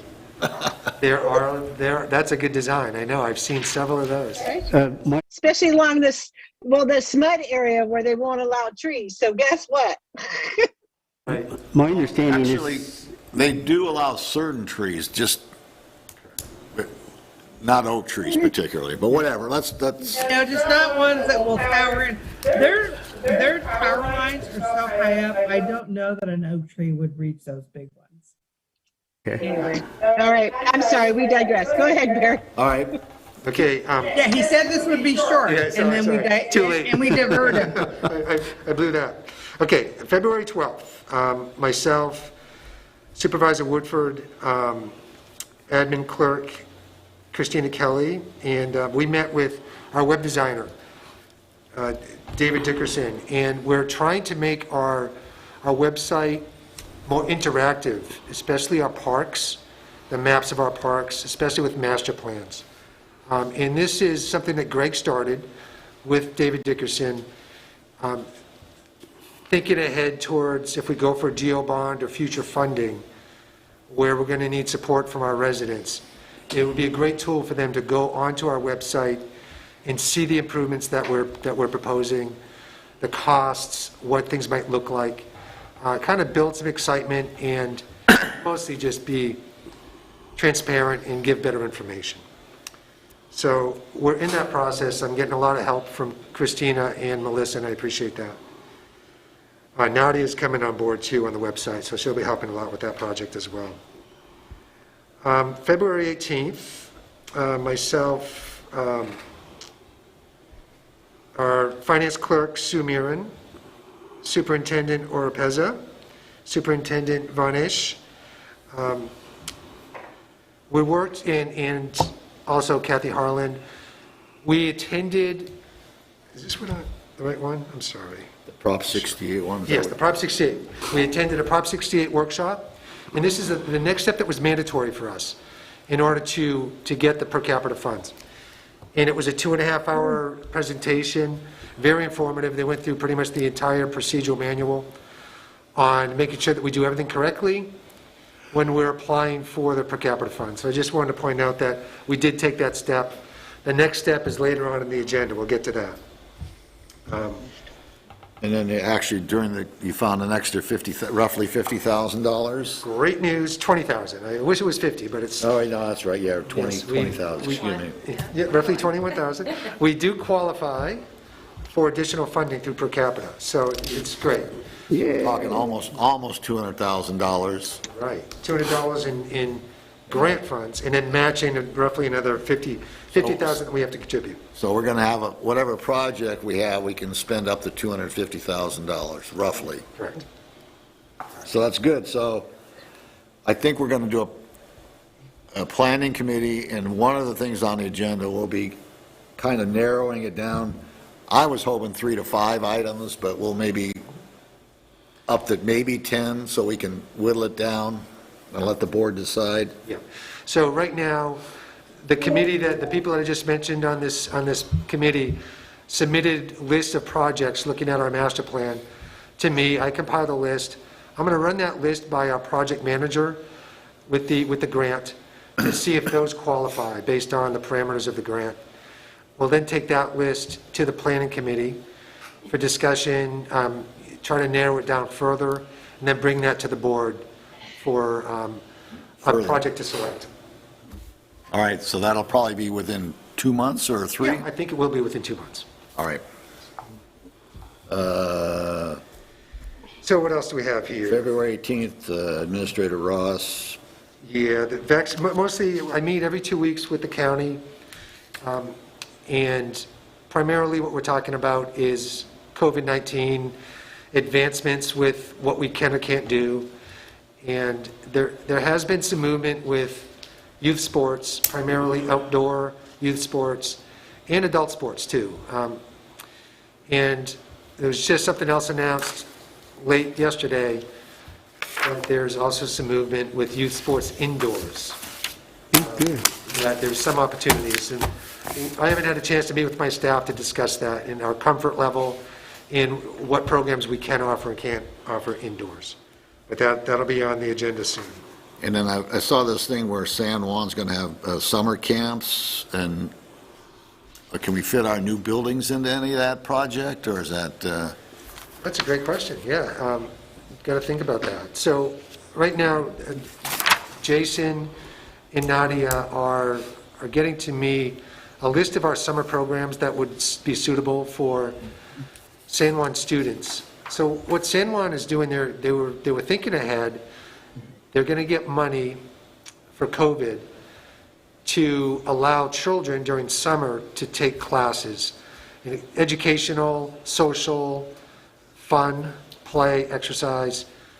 And so they're asking all the area park and recreation districts to submit a list of programs that we offer, programs that we might be interested in offering within our districts. And they'll help pay kids to attend those programs for a week. We meet with Superintendent Kent Kern next Friday, the 19th. Jason and Nadia will be on that call with me and in other districts. So it's exciting. It's got a lot of potential for getting more kids into our programs for free. It's not going to, and we will be getting the money. So. Are you looking for new classes then that might fit in that category? We are interested. If you have ideas, please let me know. Okay. And then you can bring in Nadia and Jason. Yes. All right. Yep, that's great. So keep rolling. Keep rolling. Let's see. Right, I can go down to the bottom. March 3rd, myself, Jason Bain, and Nadia, we met with some of the librarians from Orangevale Library, and because their library is undergoing renovation and expansion, and they're going to be closed for several months, we are having them bring their bookmobile to our community center on Fridays, starting tomorrow, from 2 to 4. Right. Can we also put that on our sign down there, or maybe you're already one step ahead of me? Good. So we are marketing that as well. So. All right, good. Yeah, thought that was great news. That's everything, really. The key things I wanted to hit. Yeah, on the last item, on the area by String Avenue, which is the county's property, if instead of us picking up right away, can we use these guys to come? Yes, thank you. Director Stickney is referring to the final item on my list, and in meeting with the county last week, they had a guest speaker who is from waste management. I'm sorry, county waste management. And there's been a lot of illegal dumping throughout the county. And I know Horacio brought to my attention a month or so ago of some dumping that was on the edge of our district that he and his crew helped clean up. Items like that were brought up, and it's calling 311 is the way to go. And as long as they don't need access to our park to get to the dumping, they'll be there. And if they need access, then our staff will need to be there to assist them in gaining access. But even if it's in our parks, illegal dumping, we can call the county to have them come and remove it. Well, that's nice. So I thought that was good news. And hearing some of the stories from other districts, I'm feeling like we have it pretty good right now. Some really ugly stories. Yep. And the last part is the revenue. It appears to be okay. Are we gaining on it? We're flat. We're still about 100,000 behind, roughly. Oh, the recreation revenue. Yeah, we had a. I think there's potential for it going up, but we're just not quite there yet. Summer will tell. Wait, what do you mean? Going up further in the red, or going or more revenue? More revenue. Okay, Yeah. so we'll go more towards the less red. Yes, correct. All right, okay. The red is slowing down.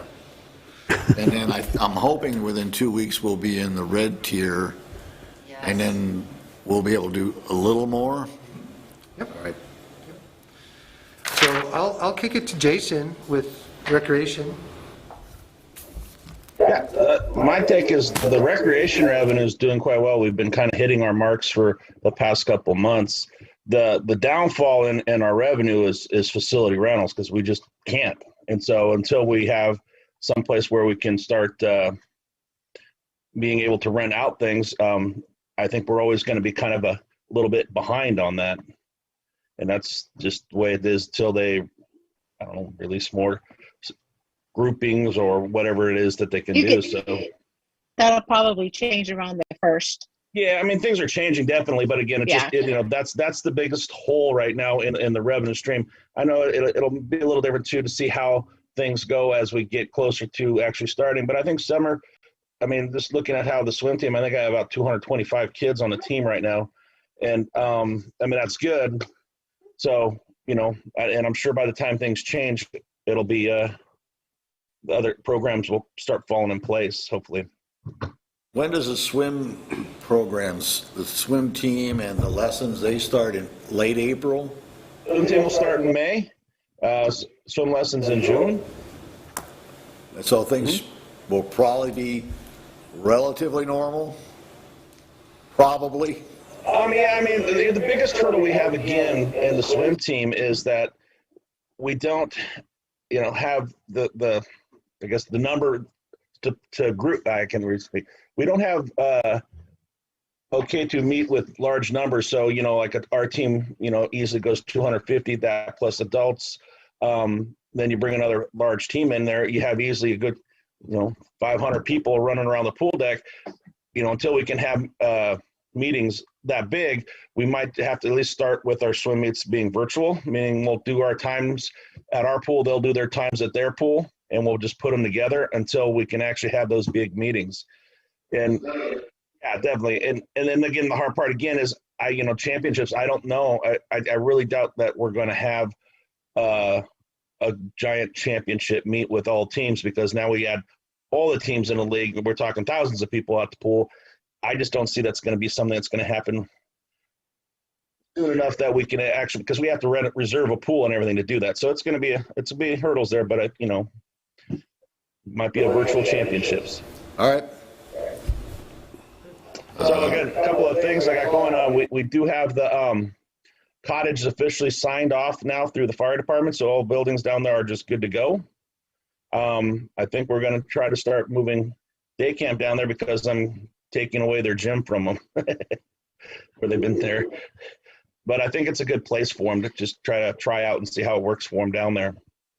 Then, you know, we're keeping busy. If you guys that are in the building, what do you guys think inside there? Mike, Manny, you guys missing your pink walls yet? Danny has been working in there, and he's officially gotten rid of pink walls.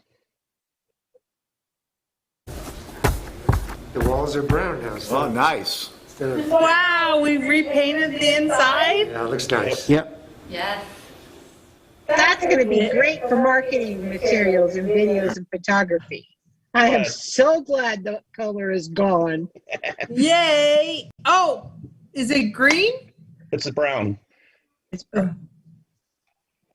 We've been doing is when we had our remodel of the offices, and they came in and gave us a color palette and I've been using those same colors throughout, like the buildings down below the new buildings, all the same colors that we have up here, and that also moved into that room again. That color brown is in the lobby. All right, look, it looks good. I mean, it does. In the light, it looks a little lighter, but it all looks nice. It does. Non-pink. Yay! That's all I'm going to say is yay.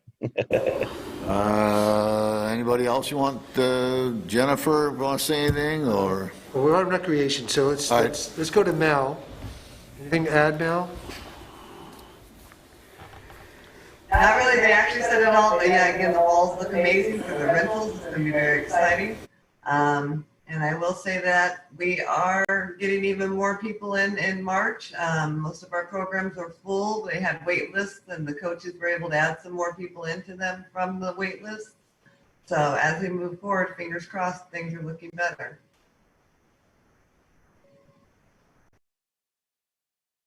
Said we're moving forward with programs, filling them, still have adventure crew. Barry mentioned the junior leader program. We had about 18 applicants, and that's quite a few, so that was really exciting. We've got our rec leader, senior rec leader, swim instructor, and lifeguard positions open, so we're really, you know, headed into the summer. And then we from the health department to move forward with our rummage sale and our craft fair with health restrictions in place.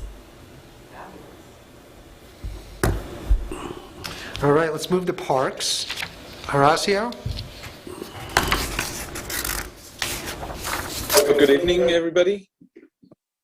As you know, the parks have been quite busy. It seems like people are ready to come out. There has been quite a bit of activity out there. We can tell by the amount of trash that we gather by Monday morning. So just a couple highlights that I want to make. The fence over in Norma Hamlet has been repaired, so we took care of that. Also, I was working with a volunteer group and with the staff and myself. We took care of the front planter box that it's around the youth center.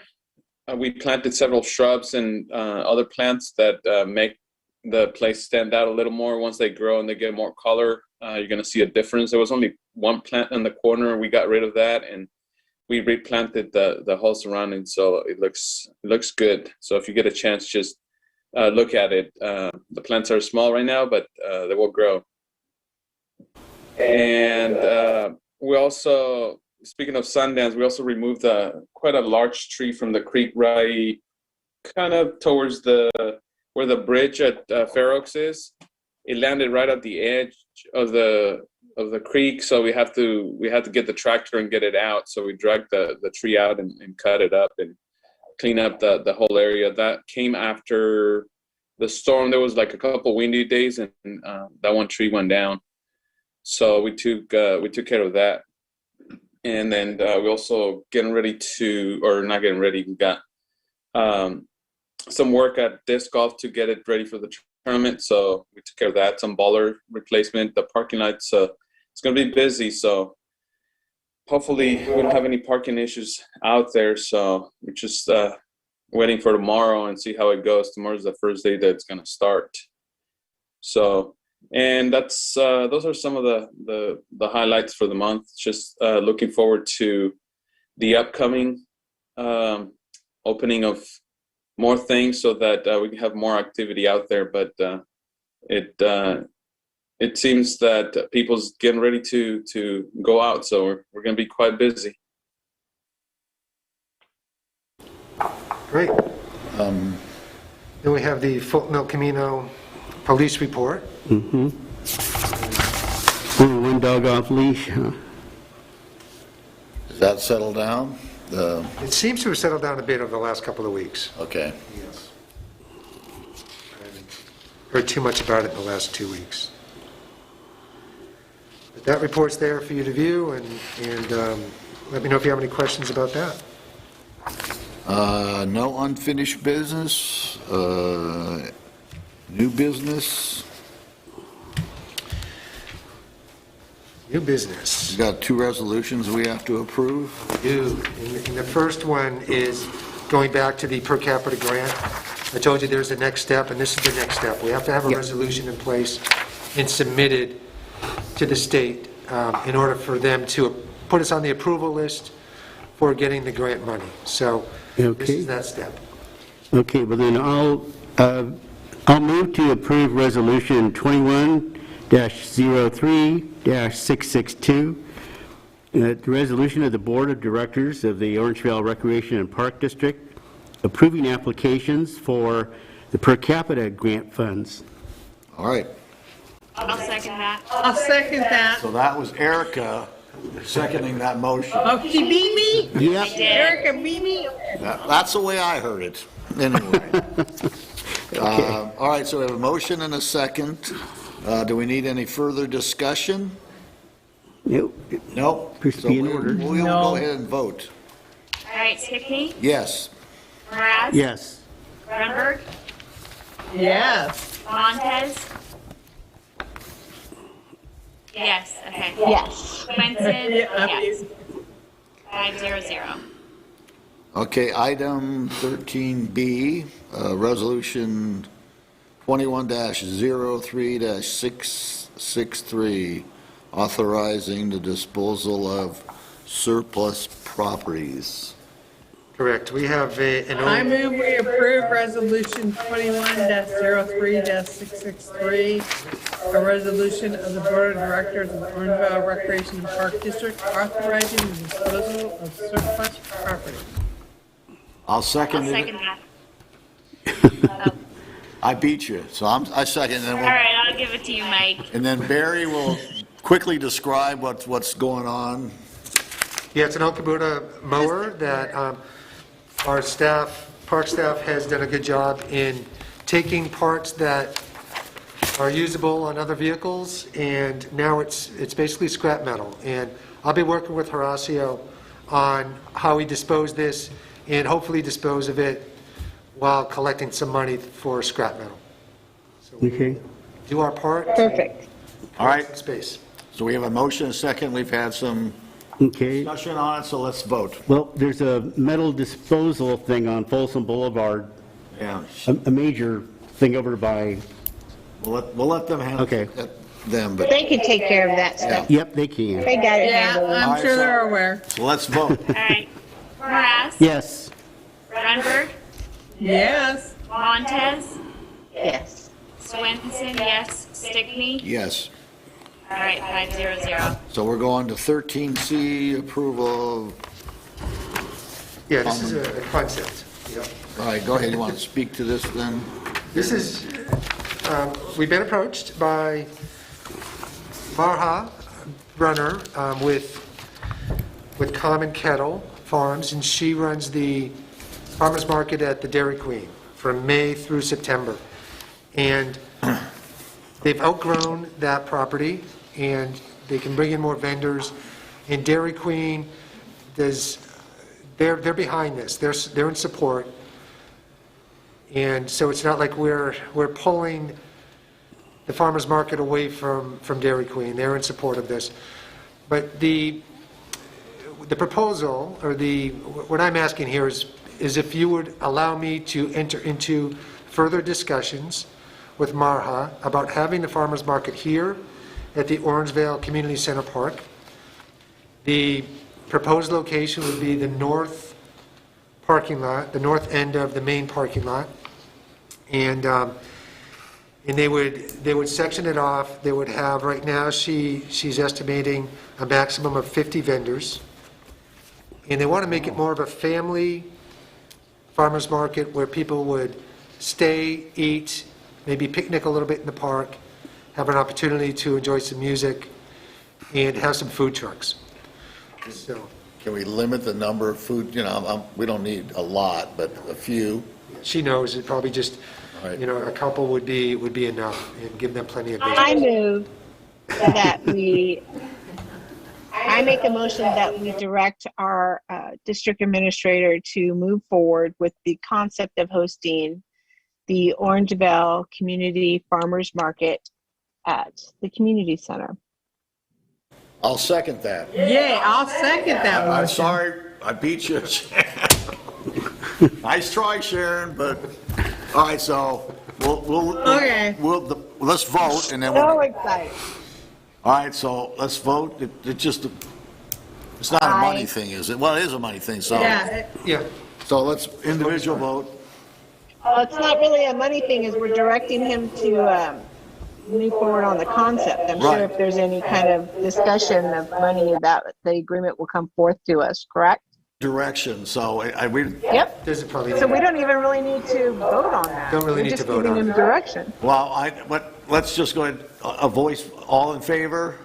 Aye. Aye. So I'm going to call it 5-0, so, You may want I to, actually have to abstain, so. all right, so 4-0, One abstention. 1 abstention, and then you get back to us when we get down to money. I will. I'll talk to So you. this is the same one that's at the Dairy Queen right now? Yes. Yeah, it's outgrown that space. It'll probably Yeah, be, they've totally outgrown it. it'll Yeah. probably be a little bit bigger than what's there, but whatever, we'll see.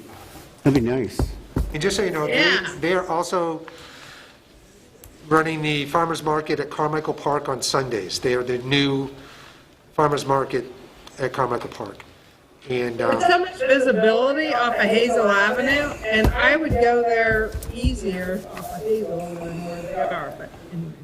Anyway, so we'll see what happens, and maybe we'll have a Saturday or occasionally, well, we'll see. yeah, No Saturday, it's a Thursday. the proposal is Thursdays, and they said they probably won't be able to do Saturdays until next year. All right, okay, well, one step at a time. Yeah, we'll work on that. All right, so then that's C. And you'll Go to get, D. will you get back to us by next board meeting, or? I hope to get back to you by next board meeting and at least with an update. But ideally, if it's going to move forward, have a contract ready by mid-April. So it may require a special meeting. All right, whatever, Do that. okay. Then we're on 13D, approval of, Big day of service. We want to, Horacio has been working closely with the Big Day of Service staff, those coordinating the volunteers. And also, he's been talking with a representative from Sherwin-Williams as far as pricing and what it would take to paint the fencing on Oak and Filbert. So the fencing will be nice spanking new, and also painting the wall here at Orangevale Community Center Park on the north side of the soccer field. I'm sorry, the east side of the soccer field. I have to ask, what is the proposed color of paint for the fencing? We are going to make it like a reddish brown to match the new pieces that we get for the fencing. There's Horacio, when planks are rotting, he's replacing them with the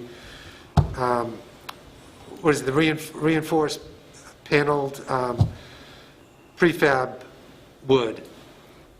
And we want it to match that color, so everything will match. Some people wanted white, but white being so close to a school with graffiti and other issues. Yes, no, that's why I wanted to make sure that you weren't painting it white. Right, we're not. That's why I had the question. So we're asking for, because this is a mighty item, it's going to cost between $2,500 and $3,000 for the paint and supplies to make this happen. So we're seeking permission from the board to allocate those funds for the Big Day of Service. the money was already. How much fencing are you painting for $3,000? The whole thing, the whole park. It's paint and supplies, and it's probably a high-end estimate, but Horacio can speak to that if you want more detail. Wow, that seems extremely high. We're talking about all of Horse Arena and Oak and Filbert, and also the soccer field brick wall. That's quite the extent back there. So I'm getting the quotes right now, but we also have to replace some wood and post. And I'm working with Big Day of Service to replace some of the wood in several areas. They're gonna spend a whole week before that, plus we need some of the supplies. So they're not gonna contribute with all the supplies. So we're working to see how we can get as much supplies from them so I don't have to buy it. We're talking about 300 volunteers or so for the whole place, both areas. So it's gonna be quite a project. So, and we're looking at a primer or paint that has a primer in it. So it's a little bit more expensive. Plus, they will be washing the fence, pressure washing the week before the project. Yeah, but all that other work that's all volunteer stuff. The $3,000 is basically the supplies, which would be paint and or Talking $30 or $40, let's say $30 a gallon if you get it in bulk. Yeah, $32 roughly. a gallon. Gallon, and you're talking, Yeah, $32 a gallon, and there's 2 rails. I don't know, that just. but guess it's not just around my property, your property, it's from, what's that, Green Oak School, all the way down to. That's a lot of fence. It's a lot of fence.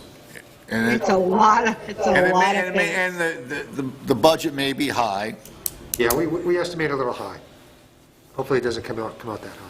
Well, So, all right, so we've already budgeted to begin with, right? Yeah, it's in our budget. So, Just get your approval on that. so you'll have an actual budget or a dollar amount in next month's meeting? The project is May 1st, so should be by the May meeting. We'll have final numbers. Well, the day of service is May We 1st, approve it now and it comes in. so we need hopefully to last. approve it on April meeting. Oh, yeah, if you want to wait till then to approve it, that's fine. Yeah, well, no, we can, Why don't we, okay. well, no, we can approve it on the April meeting, the actual budget, you know, if you want to, we can give you directions to go ahead and start doing it, but, Well, yeah, because, I mean, we don't want to hinder getting any kind of a good deal or hinder, pushing the project off. so what? Yeah, this isn't an item on the agenda to make a motion, so I guess we just give direction to move forward. Right. Yeah, it was brought up at a Right, past Mike? board meeting to come to you with the estimation of the cost of the project, so. Right, so. That's what it is. Okay. Can I Yeah, I'm so we'll working go on getting the quotes from a couple of different companies. So once we have the numbers and it's total, then I can give a more accurate amount of how much it will cost for the total of the project. Yeah, but you need to have it all wrapped up by the April 11th meeting, is it the 11th? Yeah, I think it is the 11th. No, it's 8th. 8th? Or even be close enough. I mean, it doesn't have to be perfect. Right. Just highly close. I think it would also help if we could give the amount of feet of fence for Director Brunberg to know, how large of a project this is, so that, we can mentally, Approximate length of the fence. Yeah, approximate lineal feet, because some of those fences are just 2 rails, some are 3 rails. Well, all right, well, whatever, just. And trust me, I have painted fences in my lifetime, so. All right. Anyway, so we're let's, not as young as we used well, to maybe be. whatever, maybe you'll show up May 1st with a paintbrush then. All right, I so probably could. we're gonna give you direction to go ahead and do that, but come back on April with With final numbers. right, with final numbers. All right, so, Sounds good to me. that'll be one of the items for painting, items for next time. All right, directors and staff's comment, any of the staff that would like to speak? One other Horacio? item. There's actually 13E. Yep, 13A. I just, Schedule a policy committee meeting. we could schedule a policy committee meeting, and the primary reason for this is we've been getting some requests from the public wanting to plant a memorial tree in our parks, or a bench, or a plaque, and we don't have a definitive policy on that yet. Horacio and myself are collecting some from other agencies, and would like to meet with the policy committee to make a proposal. That way, as these requests come in, we can direct people to a policy, and it would really help staff a lot in that regard. All right, so that's, I thought we had one. Didn't we go through this before, Mike? well, we did the bench out front for the sheriff's department, yeah. Danny Oliver. Danny Oliver, so do we don't have one? That was a special deal? Yeah, that was That wasn't by policy. That was special presentations. That was several meetings. All right, so who's on the committee? That's Ooh, here we go. Let's look. Oh, please tell me something. Sharon. Lisa and Manny. Policy committee is It's Lisa and Manny. Lisa and Manny. I'm just kidding. Lisa. Sure, Sharon. At your convenience. Okay, looking maybe mid-April, early to mid-April, maybe after our board meeting. Okay. Not after the board meeting, but Right. Like on Friday following the meeting? Yeah, Friday the 10th. That works for me. That appears to work for me. What time? Well, you guys worked it out. You worked all that out. But I don't need to be in. April, right? April. April. What is the 10th. meeting on Friday? Saturday. Oh, just the Friday after the meeting. Got Maybe the it. day Yeah. after, Okay. the 9th. The 9th. Okay, April 9th. So that's Lisa and Manny, correct? Yep. And time, it's, Can we wrap this up? I'm looking for a bio break. Okay. All right, so any other? Nadia, Jennifer, any comments? I wanted to give everyone a little reminder of Form 700, please. Right. Coming up at the beginning of April. Yes. Got mine done. Yay, thank you, Sharon. I just press ditto. So true. If anyone Yeah, has my husband does his after I do mine because he has to ditto mine and I'm tweet. done. If anyone has problems logging in, just let me know. I'll let you know by Monday. yeah. All right. Nadia, anything? Thanks to all the staff for doing a good job. All right. Melissa, you're shaking your head no. Jason, anything else? I can go on for another hour if Sharon wants me to. No. We're thinking. You are fun. We're thinking 10 minutes max. All right. Okay, go, Jason, go. All right. So then, Sharon, anything from you? No.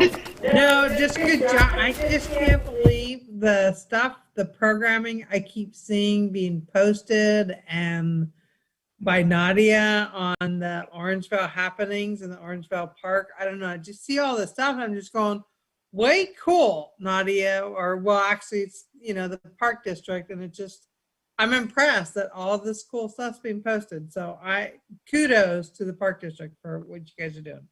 Erica? I second what Sharon just said. It's really cool. Lisa? I just want to thank all of you. I know, Barry, that you had help in everybody's efforts to bring the trail presentation to this meeting and really address some of the concerns. But the presentation was wonderful. Thank you guys for your help. Horacio, please thank the guys for all their hard work out there. You guys are doing a great job. I'm excited for summer. Manny? Anything from you? No, just to mention that the disc golf players are crazy as usual. During the thunderstorm pouring, they were out there playing. Oh yeah, my husband came home soaking wet.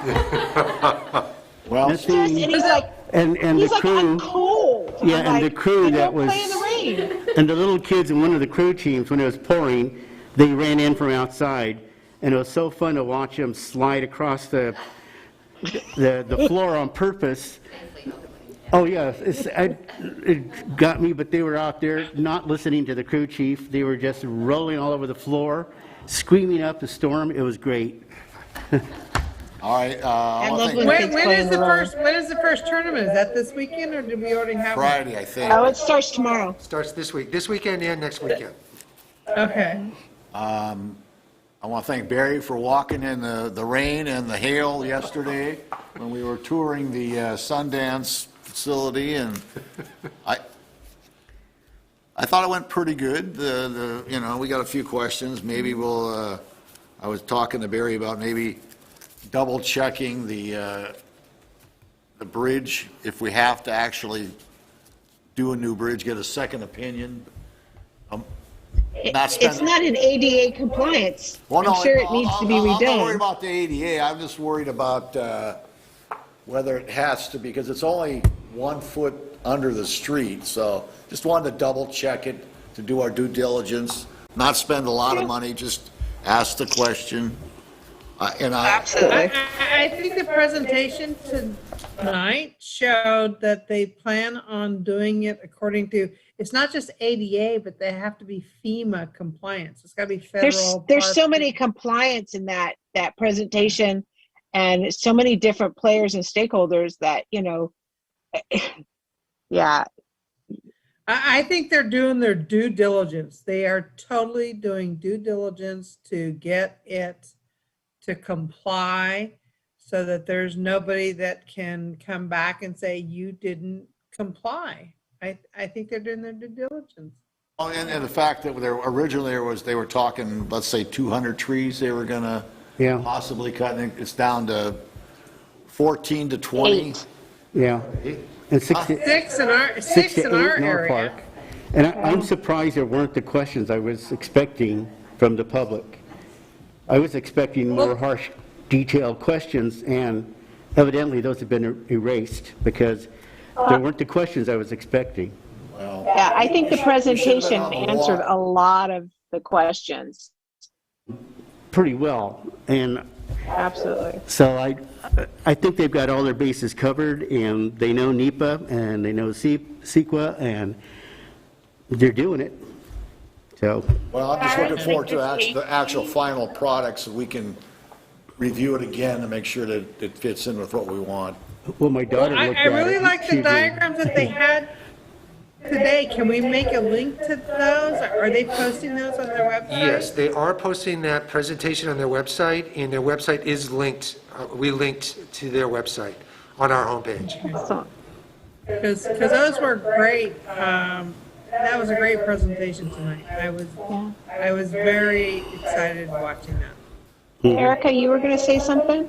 Oh, I was just going to say, as far as like the safety for the bridge, they compared it. There was a comparison between that and the Fair Oaks Bridge. I'm at the Fair Oaks Bridge, like running like 3 days a week, and I don't think I've ever felt unsafe there. So I think it's going to be good. Awesome. Barry, you want to add anything else? Just a couple of things. Horacio, I want to thank him and his crew. They've been installing the new drinking fountain at Orangevale Community Park by the tennis courts. And it's looking nice, and I appreciate the work on that. Again, compliment Danny Rodriguez for painting the meeting rooms. And, yep, no more Pepto-Bismol. And I want to thank Nadia. She coordinated the COVID testing that we did yesterday Yes. for staff. Thank you. And board members. The goal was to do that once a month until the majority of us have received our vaccine. And we may not need to do any more because, at least in the office, the majority of us are now at least got our first shots. So we're happy about that. And pretty soon, if we're all vaccinated, we can all meet in person. Yeah, mine today or yesterday. Good. Congratulations. So items for next time, just the paint that I can think of? Yes, that'll be on there, yeah. All right, so can I get a motion to adjourn? I motion we adjourn. Second it. All right, we have a motion. Lisa, second from Sharon. All in favor? Aye. Aye. All right, we are adjourned. Be healthy, be safe, guys. Thank you. Thank you. Have a good night. Bye. Thank you. Good night. Good night, Ken. I know he's behind the camera there. Good night, Ken. Okay.